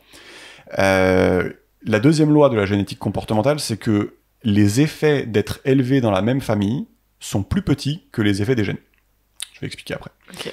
Troisième loi de la génétique comportementale, et dernière, une partie importante de la variation du comportement humain ne dépend ni des gènes, ni de la famille où l'enfant a été élevé. Et donc, là, ça paraît un peu Moïse qui est descendu de la montagne avec ses tablettes, mais comment on sait ça, en fait? Parce qu'on a fait des tests, quand même. Donc, comment on sait ça? Donc, on a fait des tests sur des grands nombres de jumeaux qui ont été adoptés et séparés à la naissance. Ça, je trouve ça génial comme c'est pas mal. Ah ouais, j'adore. Et on s'est aperçu que les jumeaux avaient tendance à avoir des personnalités corrélées à 50% en moyenne sur de nombreux traits. Alors, ça dépend du trait. Il y en a qui sont à 60, il y en a qui sont à 40, mais en gros, c'est 50% en moyenne pour les jumeaux. Et en faisant des tests sur des enfants sans lien de parenté, adoptés dans la même famille, donc t'es dans la même famille mais t'as pas de lien de parenté, on s'est aperçu qu'il n'y avait aucune corrélation entre leurs personnalités, donc 0%. Et donc au final on a en moyenne 50% les gènes, 0% ce qu'on appelle l'environnement partagé, donc la famille. Ça c'est ouf, tu vois, ça c'est par exemple c'est surpuissant, tu vois. Ouais. Et ça genre personne le sait et très peu de gens l'acceptent, tu vois. Ouais. Et moi j'ai des gens qui se vénèrent quand je leur dis. Alors que moi je suis là genre fun fact, tu vois. Et genre ils se vénèrent. Et je fais ok. Pas compris pourquoi. Mais bref. Et du coup. Mais cela dit, c'est vrai que ça me. Alors je vais pas me vénère. mais ça me semble. Enfin, en fait, est-ce que finalement ça c'est applicable par exemple à une société entière? Alors justement, c'est là où je vais donner un peu les écueils, les exceptions, les écueils du truc. Donc ouais, juste en conclusion, ce qu'on avait dit, c'est qu'en moyenne c'est 50% les gènes, 50% ce qu'on appelle l'environnement non partagé. Donc ça, je vais expliquer un peu ce que c'est les aléas de la vie en gros, mais voilà. Et 0% l'environnement partagé, donc la famille. Et donc il y a plusieurs choses. C'est que il faut quand même se rappeler qu'il s'agit d'une moyenne. C'est-à-dire qu'en fait, si tu traites ton enfant exceptionnellement mal ou exceptionnellement bien, c'est-à-dire pas comme la moyenne des gens, tu vas sortir de la moyenne et ton enfant, ton traitement, il va avoir des effets, quoi. Si t'enfermes ton enfant dans une cage, t'es pas dans la moyenne. Donc faut pas voilà. Donc déjà, voilà, faut faire attention à ça. Natacha comme bouge. Ah non. Tu lui dis. Putain, mais c'est tu horrible. lui dis ouais, de toute façon ça n'a pas d'effet. T'inquiète gros. T'inquiète, en vrai ça va. Donc c'est bien de le dire, tu vois. C'est bien de le rappeler. Non, mais oui, même en plus parce que surtout quand tu dis 0%, c'est 0 quoi. C'est 0. Alors qu'en fait c'est pas réellement 0 quoi. Alors c'est réellement 0, mais ce qu'il faut aussi se rappeler, c'est que justement les tests psychologiques qui te donnent la personnalité des gens, ils ont été justement développés pendant des années pour que ça soit méga robuste, méga stylé, méga accurate, tout ça. Et par définition, à un moment, oui, ça devient inné de par le fait qu'ils se sont fait chier à faire un truc méga robuste, tu vois. Mais par exemple, ton enfant, tu peux lui inculquer tout un tas de choses intéressantes qui n'ont aucun rapport avec la personnalité. Oui. Si t'aimes le jazz et que tu lui apprends pourquoi c'est stylé le jazz, il va probablement aimer le jazz. Voilà, on en parlait, c'était une personnalité agressive, soit il va tuer des gens, soit il va être compétitif au taf. Et dans les tests psychologiques, ils auront le même nombre de points dans la personnalité agressive, tu vois. Donc, faut quand même faire un petit peu attention à ce genre de truc. Et donc, et puis, il y a aussi le fait que c'est pas parce que tu peux pas changer la personnalité de ton enfant que c'est pas une raison pour lui donner une enfance heureuse, en fait. On n'est pas là pour changer la personnalité de nos enfants, quoi. Enfin, je sais pas pourquoi il y a des gens qui ont ça en tête, mais c'est pas quelque chose de nécessaire, quoi, en tout cas. Et donc ça, c'est hyper intéressant et hyper controversé. Et souvent les gens demandent c'est quoi l'environnement non partagé, ça leur paraît bizarre en fait, c'est quoi ce truc en fait. C'est genre les potes, le taf, les rencontres de la vie. Exactement. Ouais. Et donc il dit la vie est un jeu de flipper, peut-être que nos collisions erratées expliquent qui on est, un des jumeaux s'est fait tabasser par une brute à l'école pendant que l'autre était malade, l'autre a chopé un virus, l'autre non. Après il va plus loin, il dit un des jumeaux a été placé d'une certaine façon dans le ventre, un rayon cosmique a transformé une partie de l'ADN, un neurotransmetteur a fait zig au lieu de zag, pourquoi pas. Et un truc intéressant aussi, c'est qu'ils disent que les enfants ont tendance à se répartir à l'intérieur d'un groupe, tu sais, leader, soldat, tête à claque, pacifiste. Et en fait, c'est en fonction... c'est vrai, il y a des vraies catégories. Voilà. Ouais, je les ai étudiés au BAFA, moi, ces trucs-là. Ouais. Putain, non, sérieux? Ouais, je te jure. Okay, c'était genre en mode, il faut que tu saches déceler et te comporter de manière différente selon si l'enfant, il est plutôt leader ou tête à claque et machin. Et ça, Alexa, il était tête à claque. Moi, j'étais tête à claque. Et du coup, ce qu'il dit, c'est que souvent, c'est en fonction de ce qui est disponible. Tu vois, et donc c'est un peu de la chance parce que si le spot est disponible, c'est celui de la tête à claque, le mec il va Tekken. Et voilà. Et donc du coup désolé, mais les autres, il y a plus que cette chaise. Est-ce que tu peux le changer en cours de route, ça? Ou est-ce qu'en fait, genre, once tête à claque... Je sais pas. Never go back, tu vois. Là, il dit... il faut déboulonner l'existant, tu vois. Mais là, il dit, mais comme chez les loups, quoi. Ouais, ok. il dit que les autres te forcent à rester dans le rôle, et que une fois que t'as acquis les skills liés au rôle, en fait... tu vois, Putain, mais c'est comme dans WoW, en fait. Ensuite, tu peux plus changer, quoi. Tu peux plus changer, tu t'es spécialisé. Après t'es level 60 et t'as chopé ton ulti en tête à claque. Mais là, du coup, à ce moment-là, ce que tu peux faire, c'est changer d'environnement extérieur totalement. Par exemple, tu vois, j'ai déjà pu constater, par exemple, chez les adolescents, il y en a un, il avait le rôle de tête à claque au collège, il change de lycée, il va dans un lycée où il connaît personne, et bam, il devient un leader, tu vois. Non, mais ça arrive. Exactement. Ouais, donc en fait, t'as un certain nombre de chaises dispo dans une salle. Non, mais... Donc soit tu chopes la chaise, soit tu changes de salle. Non, mais c'est un exemple parmi tant d'autres pour illustrer. Ouais, mais c'est hyper intéressant. Ça vous fait taper les barres. Ça m'excite, moi. ça m'excite un peu. Voilà. Et donc, moi, un truc qui m'a fait marrer, c'est qu'ils disent les enfants ne peuvent pas se reposer sur leurs parents pour obtenir des conseils désintéressés. Et donc on pourrait s'attendre à ce que les enfants soient préprogrammés pour résister à une certaine dose de conseils parentaux. Et donc imagine si les parents implémentent un système arbitraire de punition et de récompense qui finalement eux les arrangent bien, mais ça va à l'encontre de l'enfant. C'est du dressage. Voilà, l'enfant il va pas être d'accord, tu vois. Et donc en fait finalement l'évolution, la sélection naturelle favorise les enfants qui résistent ce genre de schéma, et donc les enfants justement se laissent pas faire, justement. Et c'est ça qui est hyper intéressant, c'est que pourquoi les enfants se laissent pas faire, parce qu'en fait ils ont raison, en fait. C'est pour leur bien, tu vois, de faire les parents ils sont en mode non, moi je veux manger tranquille, reste là-bas, machin, et lui il fait non, moi j'ai pas envie, en fait. Voilà. Et c'est bien pour lui. Mais c'est intéressant parce que du coup ça veut dire qu'on est tous avec une certaine résistance aux conseils de nos parents, quoi. Exactement. Parce qu'en fait on sait déjà que quelque part involontairement, ils ont le souhait de nous manipuler, de nous faire à leur image. Exactement. Putain, Léane, elle résiste et tout. Elle résiste. Non, mais c'est marrant. Ça m'a beaucoup marqué de me dire que l'enfant, en fait, il est pas d'accord pour être compliant, en fait, de base. Hein. Et qu'en fait, il y va de sa survie, en fait. Ouais. Tu vois, alors peut-être plus aujourd'hui, mais il y allait de sa survie, en tout cas. Surtout quand il avait des frères et sœurs. Ouais. Qui voulait lequel? Ouais, j'imagine le parent, il fait non, mais ton frère, il est plus stylé, on va le nourrir et pas toi. Il faut que tu sois genre... Ouais, il faut que tu sois apte à te faire à bouffer, quoi. Apte à faire, non, je t'écoute pas, et je vais pleurer, je vais pas te laisser dormir. Bref, du coup, les enfants, et en effet, ça, c'est un sujet chaud, parce qu'il y a beaucoup de gens que ça énerve de donner ces chiffres-là. Et du coup, juste pour clarifier, bon, je pense qu'on va pas rentrer dans le détail, mais ça fait consensus. Alors, ça fait oui et non. C'est-à-dire qu'en fait, si tu veux, on te donne les études telles qu'elles sont. Ouais. Il y a beaucoup de monde, il y a beaucoup de jumeaux, il y a des dizaines de milliers, je crois, dans ces études-là, et on te présente les résultats comme ils sont. Après, tu fais les conclusions. Fais les conclusions que tu veux. Je crois qu'on avait vu dans le bouquin sur l'ADN que typiquement, je sais pas, tu sais, on prenait un trait, il a fait la démarche de prendre un trait de personnalité, dire ok, celui-là il est héritable à 35%, trait par trait, ouais. Et on a trouvé que 13% des gènes de ce trait-là aujourd'hui. On n'a pas trouvé le reste, quoi, qui fait 35%. Et donc ça, c'est ce qu'il appelle je sais plus comment il avait donné un nom, genre l'ADN manquant ou je sais pas quoi. Voilà. C'est-à-dire que les expériences te disent qu'il devrait y avoir 35% d'héritabilité, mais on n'a pas trouvé les gènes qui correspondent. On n'a trouvé que 13%. Voilà. Ouais. Et donc petite anecdote pour dire qu'il y a encore du taf, quoi. Ouais. Mais du coup, en fait, si on suit ce raisonnement, peut-être que j'ai pas bien compris, ou alors peut-être que j'ai pas bien compris depuis le début. Mais en fait, ça voudrait dire sur la base en fait de page blanche, tableau blanc, tableau pas blanc, ardoise. C'est qu'en fait, quand tu nais, avant même que tu ouvres les yeux, avant même que tu pousses ton premier cri, en fait, tout est déjà inscrit quelque part. Et en fait, genre, tout ton package de qualité est déjà là, ton package de défauts pareil. Pas tous, 50%.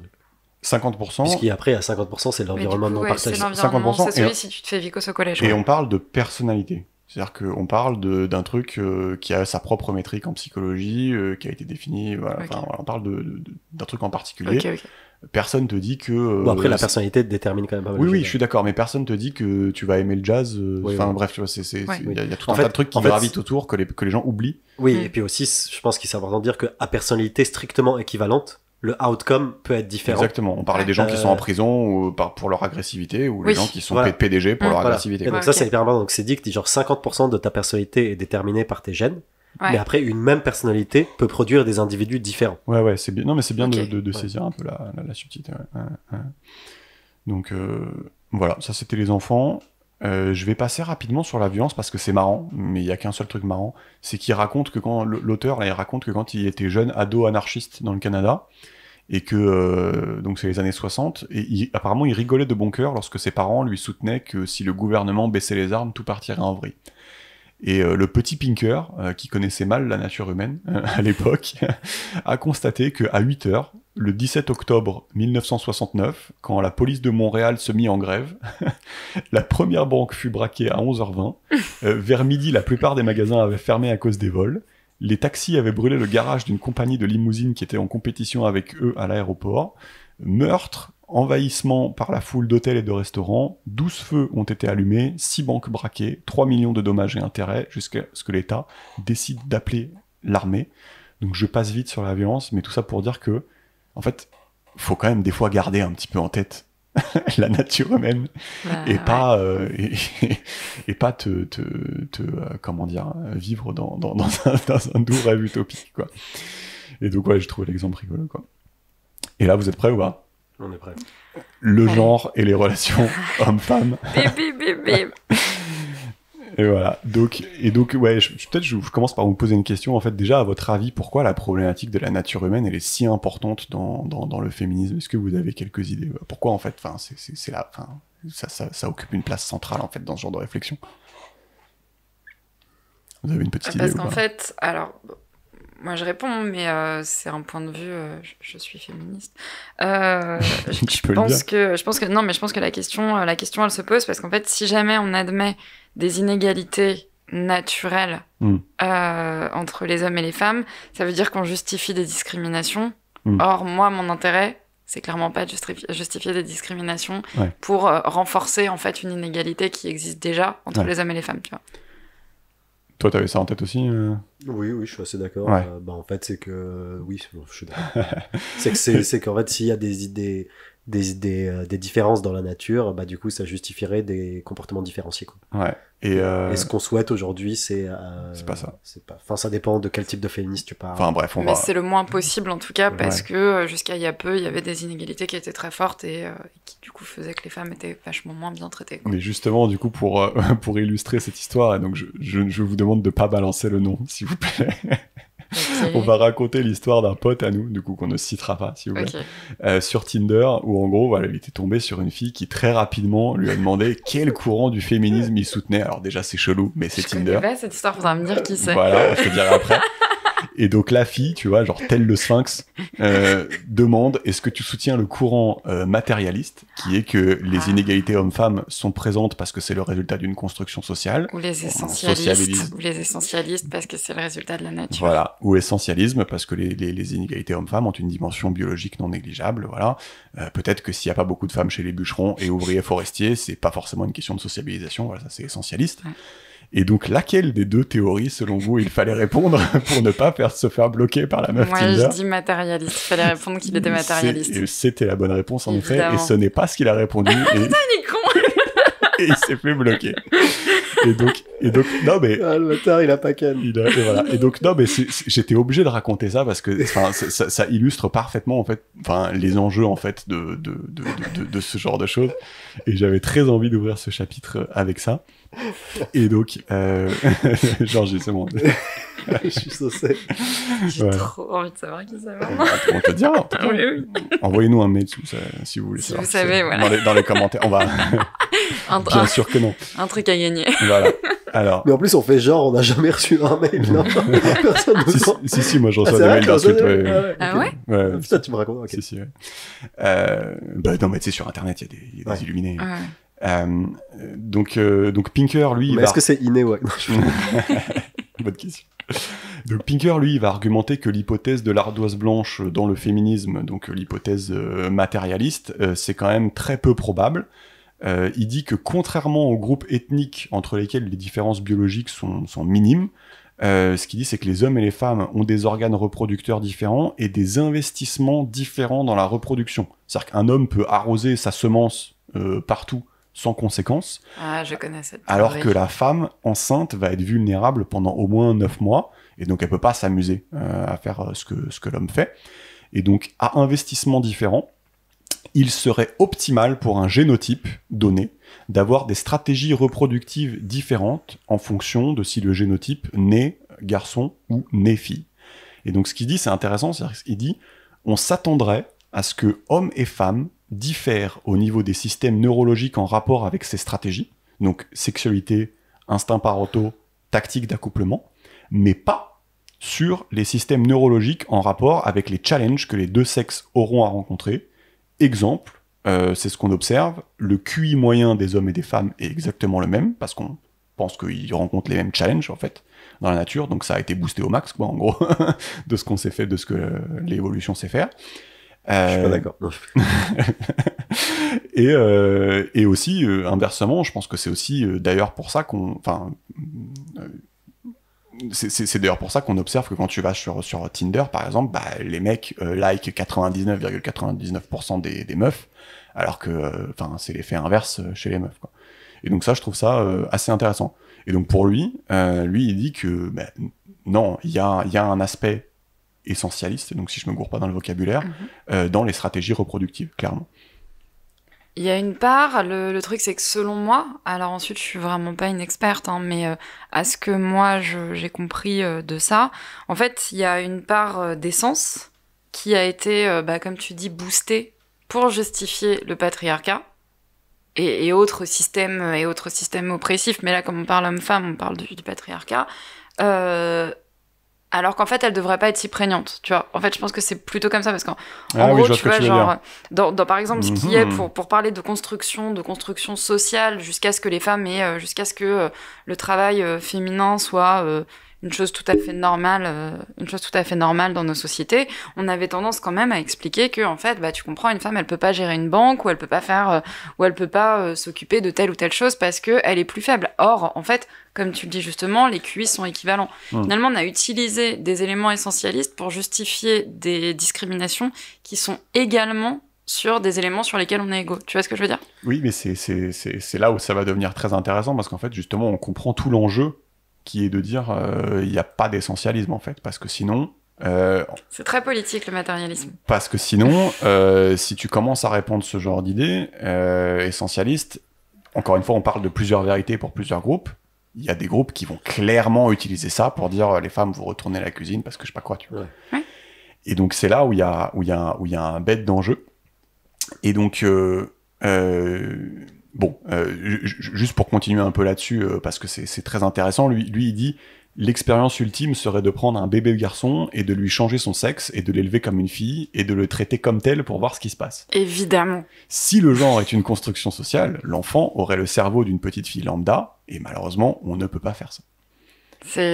Sauf que si cette expérience a eu lieu. Alors ? Et 25 petits garçons nés sans pénis, donc qui est une condition médicale appelée extrophie cloacale, ont été castrés et élevés comme des filles. Et d'après Pinker, alors je vous laisserai regarder, tous ont montré des comportements masculins tels que la bagarre, et avaient des intérêts typiquement masculins. Plus de la moitié ont spontanément déclaré qu'ils étaient des garçons, dont un quand il avait 5 ans. Donc ça, encore cet exemple, ok, mais il cite un autre truc assez marquant qui est un garçon qui avait perdu son pénis suite à une circoncision ratée, et ses parents... Non, c'est quand même un peu horrible, hein, Pardon, c'est terrible. C'est horrible. Oh putain, j'étais pas vrai. Mais genre tu drops... Comment tu peux rater une circoncision au point que l'enfant perde son pénis? Non, mais genre tu drops ça. Au moment où moi je drop ça, c'est pas drôle. Genre tu drops ça et tu continues ta phrase et tout là. Genre, wow. Putain, pauvre enfant. Oui, machin, non. Mais ça dépend, est-ce qu'il y a la reconstruction, en fait, est-ce qu'il y a une reconstruction de mini-vagin? Est-ce qu'il y a des vaginoplasties sur ces personnes? Attends. Pardon. Il avait perdu son pénis suite à une circoncision ratée, et c'est pas drôle. Et ses parents sont allés consulter un fameux chercheur de la théorie du genre qui leur a expliqué que la nature humaine est une stratégie politique de ceux qui tiennent à maintenir le statu quo des différences de genre. Les parents l'ont donc castré et lui ont construit un vagin artificiel sans lui dire ce qui s'était passé. Et donc Brenda, donc initialement Bruce, navigue tranquillement à travers son enfance. En tant que petite fille, titrait le New York Times à l'époque, Il fut assez tôt révélé que Brenda se sentait comme un garçon enfermé dans un corps de fille, laissa tomber ses robes et ses poupées, les remplaça par des pistolets et alla jouer avec des garçons, et insista pour uriner debout. À 14 ans, elle était si misérable qu'elle décida de vivre sa vie en tant que garçon ou de mourir, et son père finit par lui avouer la vérité. Et depuis, elle a resubi une série d'opérations inverses, et s'est aujourd'hui mariée à une femme. Et j'ai vu, il y a un documentaire qui s'appelle ça s'appelle David Reimer, donc c'est son nouveau nom, je crois, David Reimer. Il y a un documentaire, je crois qu'il est sur Dailymotion. Et donc c'est quand même incroyable, quoi. Enfin, je suis hyper intéressée par ça. Je connaissais pas effectivement ces différentes recherches. Moi, je suis tout excité d'aller voir ce documentaire. Bah ouais, de ouf. Mais du coup, ça accréditerait un certain essentialisme. Donc qu'il y aurait en fait des qualités et des défauts qui seraient typiquement masculins, genre la bagarre. La bagarre. Mais en fait, ça dépend. Je pense que tu vois, genre, et ça, encore une fois, ça peut s'expliquer encore une fois de manière scientifique en disant, mais en fait, typiquement, les petits garçons, même si ils ont été castrés, ils ont quand même, à moins qu'ils aient fait la castration parfaite et qu'en fait, il leur ait carrément enlevé certaines hormones masculines, machin, parce que. Enfin, je crois que c'est à l'adolescence qu'elles commencent vraiment à se révéler, ces hormones, mais je pense qu'elles infusent déjà relativement jeunes. Encore une fois, je sais pas, je suis pas certaine de ce que j'avance. J'essaye. Je sais pas. J'essaye d'y penser, tu vois. Mais... on a eu un cas à 5 ans, là, tout à l'heure, mais c'est vrai que 5 ans, c'est 5 ans, c'est tôt, tu vois. C'est peut-être anecdotique, tu vois. Mais ensuite, tu sais, le documentaire Petite fille, qui raconte donc l'histoire d'un petit garçon, d'une petite fille qui est née garçon. Je vous invite à le regarder, il est magnifique. Ouais, dis comment ça s'appelle, juste. Petite fille. C'est juste ça, parce que si on tape ça sur... Déjà, il y a la police qui va arriver, tu tapes ça. Petite fille Arte ou un bail comme ça, petite fille, enfant, transidentité, transsexualité, personne trans. Que la police vienne toquer chez moi. Là, il est vraiment magnifique. Bah, par ailleurs, c'est un des... c'est Philippe de Beauvoisin qui l'a fait, qui en fait partie. Donc on tape Petite fille Arte. Voilà, Petite fille Arte. Et en fait, ça raconte du coup l'histoire d'une petite fille qui est née dans un corps de garçon et qui est accompagnée par sa mère dans un processus de transition, sachant que c'est une petite fille qui est extrêmement jeune. Elle s'appelle Sacha. Je pense qu'elle doit avoir 9 ans, peut-être 7-8 ans. Mais ça, c'est plus les problématiques trans, du coup, c'est ça?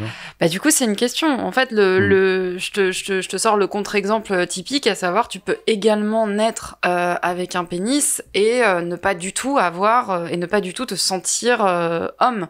Enfin, tu vois ce que je veux dire? Alors, est-ce que finalement, du coup, d'une certaine manière, les personnes trans seraient une espèce de bug dans la matrice de la nature qui veut que, voilà, ou est-ce que ça veut dire qu'en fait, en termes d'identité, à ce moment-là, on accréditerait plutôt la théorie de la page blanche? Ouais, je suis d'accord. Enfin, le truc, c'est qu'on pourrait tout à fait admettre que Brenda, après, les probabilités sont très minces, mais aurait été trans. Et aurait pu être une personne trans, et dans ces cas-là, il s'est passé ce qui devait se passer, quoi. Et ça n'a rien à voir avec... mais c'est juste des probabilités, me semblent un peu faibles. Ouais. Mais ça reste un cas, donc voilà. Mais bon. Bref, du coup, il y a quand même quelques remarques intéressantes, c'est que certaines personnes, comme le docteur en question, déjà croyaient dur comme fer à sa théorie, et pour le coup, il n'a pas très bien conseillé la famille, quoi. Et c'est pas aussi simple, c'est loin d'être aussi simple que il suffit d'élever un garçon comme une fille et puis ça sera une fille, quoi. Mais donc effectivement, si on ouvre un peu la porte et qu'on admet que l'ardoise n'est pas si blanche que ça quand on est homme ou femme, évidemment on va rencontrer des gros problèmes du type, on en a parlé, toute inégalité.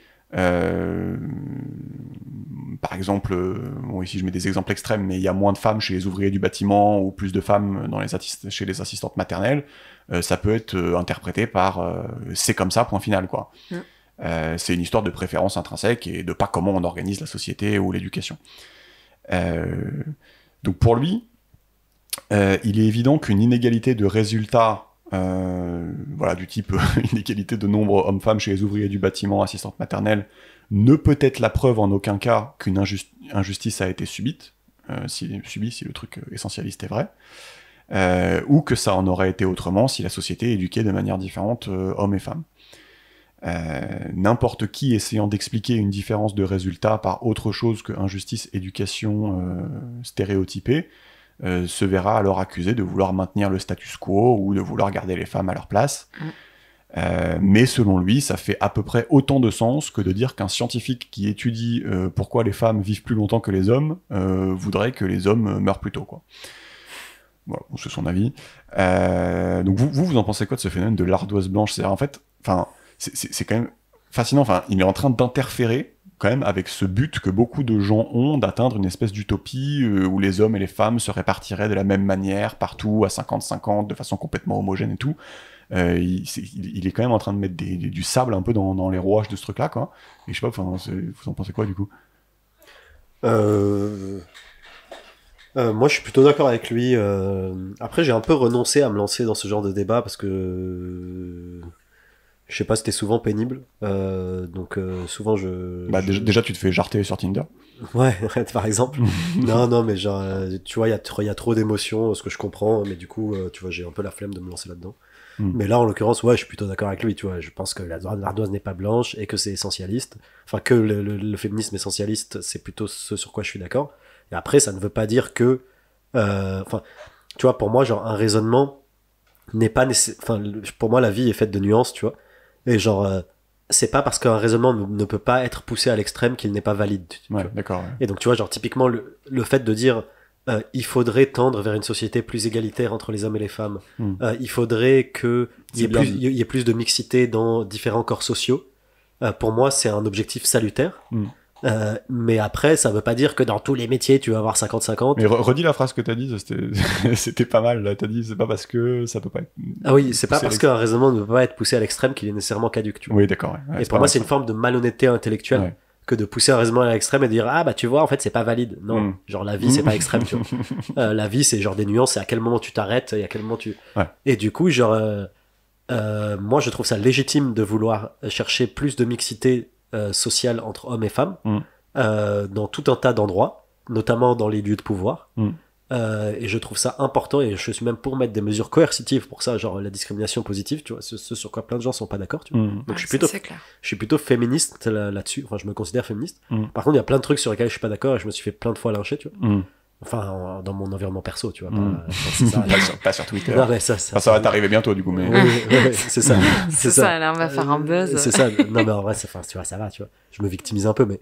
Mais genre... Donc voilà, moi, je suis plutôt essentialiste. Après, pour moi, ça n'empêche pas de mettre en place tout un tas de mesures. Et ça n'empêche pas le constat qui est que les femmes, je pense qu'elles sont discriminées sur plein d'aspects aujourd'hui.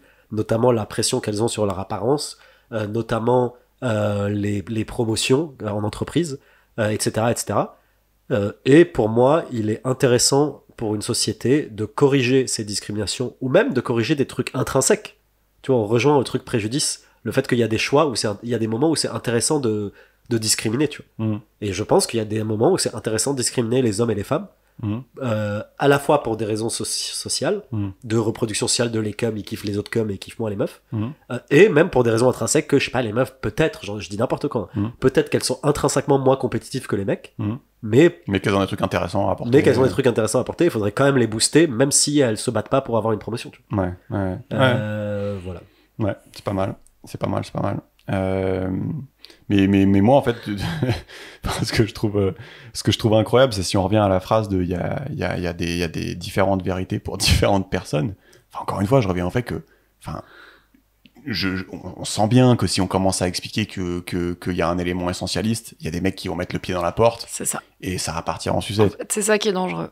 Et donc, du coup, il y a un espèce de truc, mais moi, qui me fait mal à la tête, en fait. C'est-à-dire que, je sais pas comment dire, quoi. C'est-à-dire qu'il y a deux vérités, quoi. C'est chelou, quand même.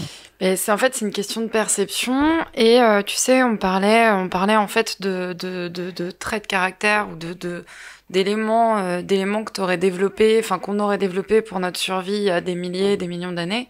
En fait, finalement, est-ce que ces traits de caractère qui différencieraient les hommes et les femmes n'ont pas à la base été ce que je disais au début, à savoir des choses qui étaient acquises et qui sont par la suite devenues innées, tu vois. De la même manière que les baleines, à la base, c'était des espèces de petits loups qui vivaient au bord des rivières, tu vois. Non, mais sérieux, en plus, c'est vrai. Genre, regardez When Whales Had Legs, c'est trop bien. Mais voilà, moi, ça, c'est une question que je me pose. C'est une des premières questions que je me pose. Par ailleurs, moi, j'appartiens plutôt...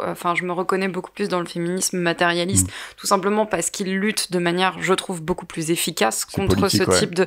il est très politique et il lutte de manière très efficace contre tout type de discrimination.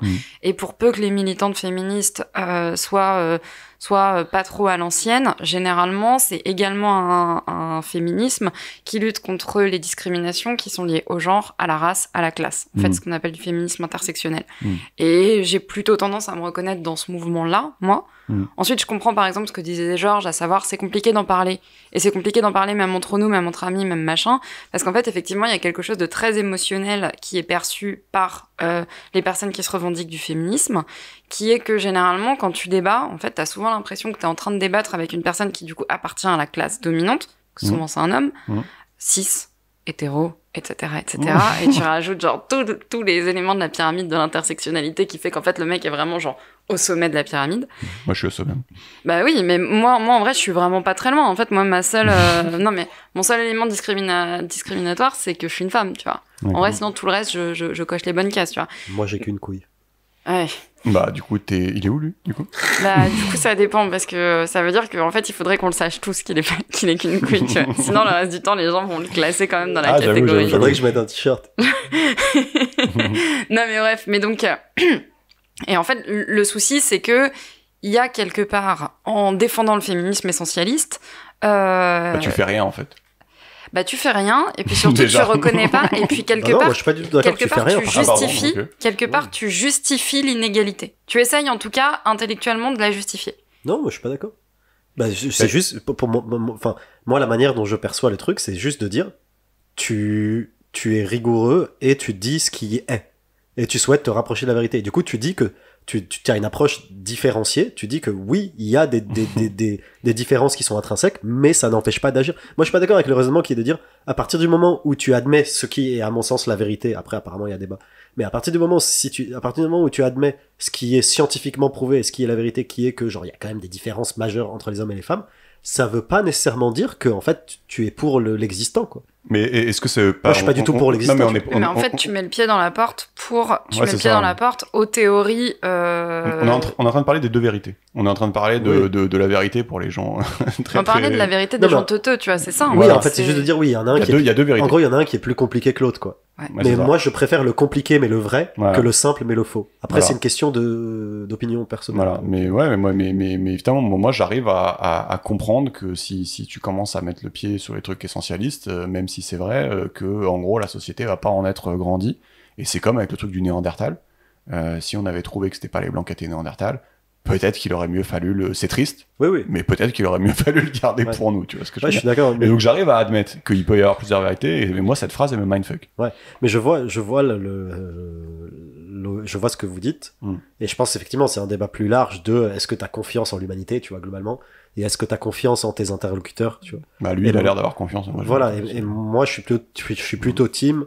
Mon idéal, c'est plutôt d'avoir confiance dans les gens à qui je m'adresse et de considérer qu'ils ont le bagage intellectuel et la capacité à comprendre ce que je leur raconte et de pas essayer de tordre la vérité parce que ils sont un peu teubés, tu vois. Je tords pas, enfin je pense que ce serait une fausse analyse du féminisme matérialiste, enfin en tout cas des théories matérialistes, que de dire que elles tordent la vérité.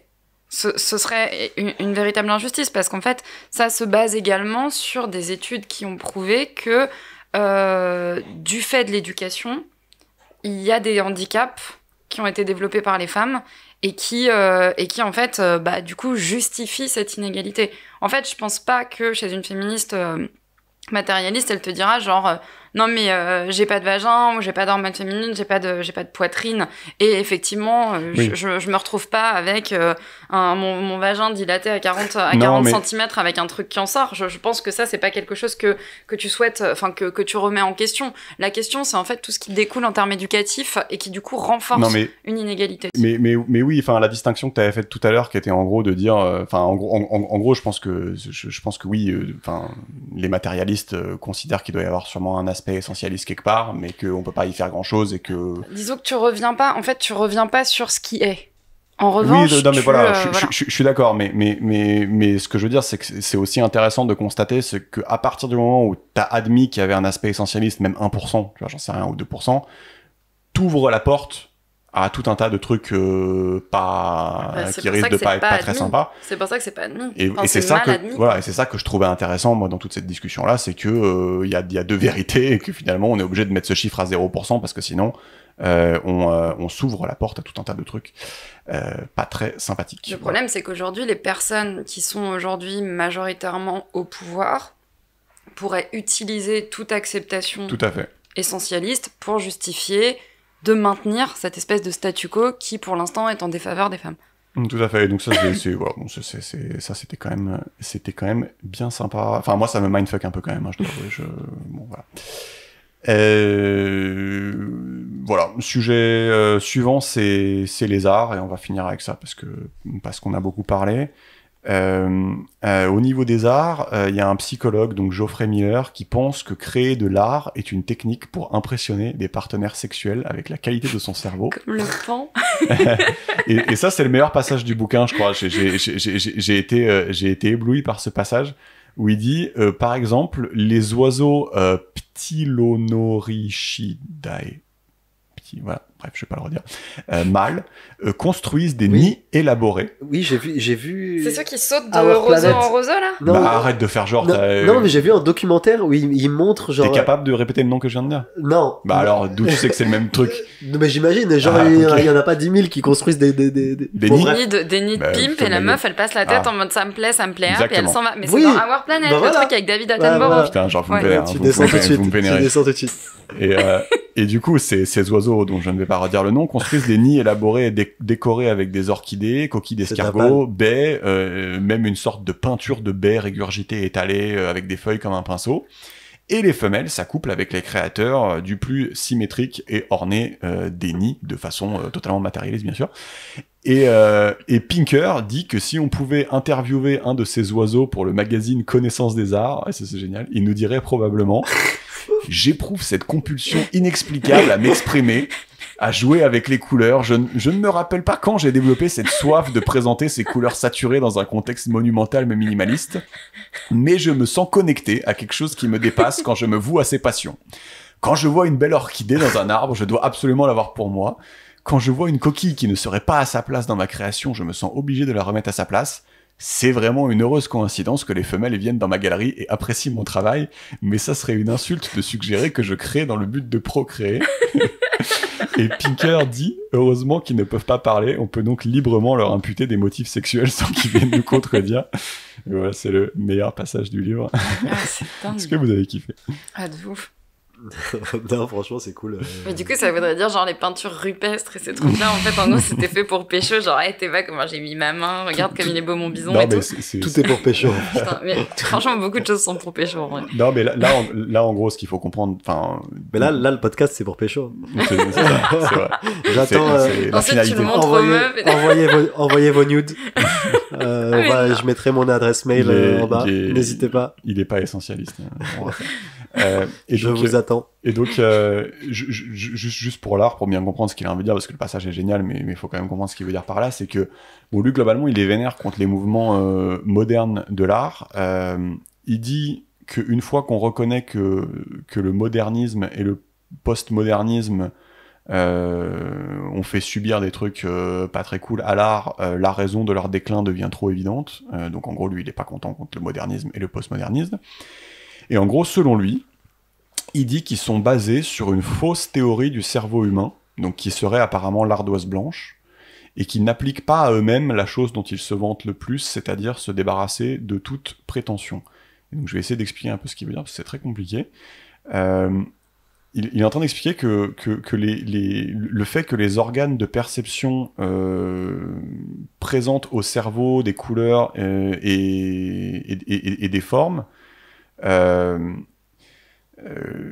le fait que ça nous plaise ou pas, tu vois, ces couleurs et ces formes qui sont présentées au cerveau, selon lui, c'est pas une construction sociale. Selon lui, le cerveau humain a de base une nature à apprécier certaines compositions. Et donc selon lui, apparemment, donc j'ai pas la connaissance pour le contredire, mais l'art moderne ou l'art contemporain est allé à l'encontre de ce genre de mécanisme-là, et que c'est pour ça qu'ils ont été délaissés par le grand public.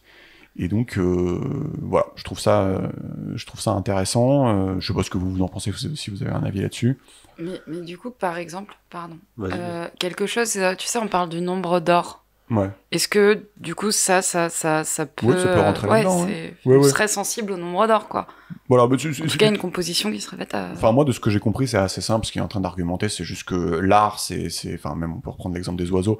L'art, d'après lui, c'est basé sur c'est quand même des choses qui sont des formes, des couleurs, des compositions que nous, on va aimer intrinsèquement. Et il est en train d'essayer d'argumenter que les formes contemporaines et modernes se sont détachées de ça, et que c'est pour ça qu'aujourd'hui, la plupart des gens s'en branlent. Okay. Voilà. C'est son argumentaire.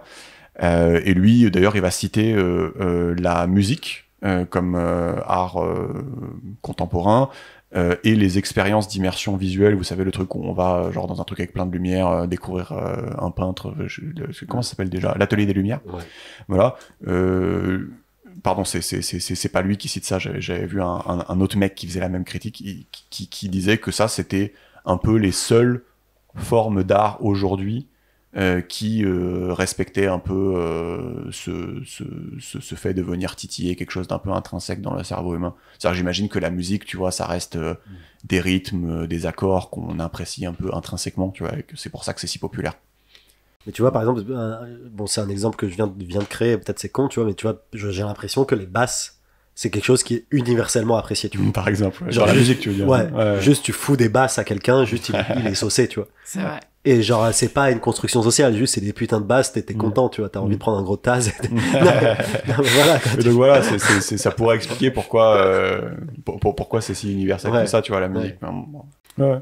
Mais bon, enfin, lui, il dit pas un truc très compliqué, il dit juste que, enfin, si tu vas à Beaubourg aujourd'hui et que tu vas faire un tour, en gros, la quantité, tout est de l'art contemporain à Beaubourg, mais il dit que la quantité d'œuvres qui flattent en fait ce côté-là du cerveau humain a diminué, et du coup, il y a moins de gens qui vont à Beaubourg que de gens qui écoutent de la musique toute la journée. Et est-ce que ceux qui aiment, du coup, est-ce qu'il pousse un peu plus loin en disant que ceux qui aiment l'art contemporain, du coup, sont porteurs d'une mutation ou pas ? Non, il pousse pas là-dessus. Ok. Voilà, bon, on peut s'arrêter là. Donc, The Blank Slate, l'ardoise blanche, est donc un livre bizarre parce qu'il fait la promotion d'une sorte de rationalité vis-à-vis de la nature humaine, qui est cool si on aime bien la rationalité. Mais un livre qui, je trouve, oublie que tout le monde n'est pas un philosophe, et que quand même admettre certaines choses, parfois, on ne sait pas si ça va mener à des bonnes choses. Peut-être qu'il a tort, peut-être qu'il a raison, je sais pas. On verra, je sais pas ce que vous en avez pensé. Moi j'ai kiffé.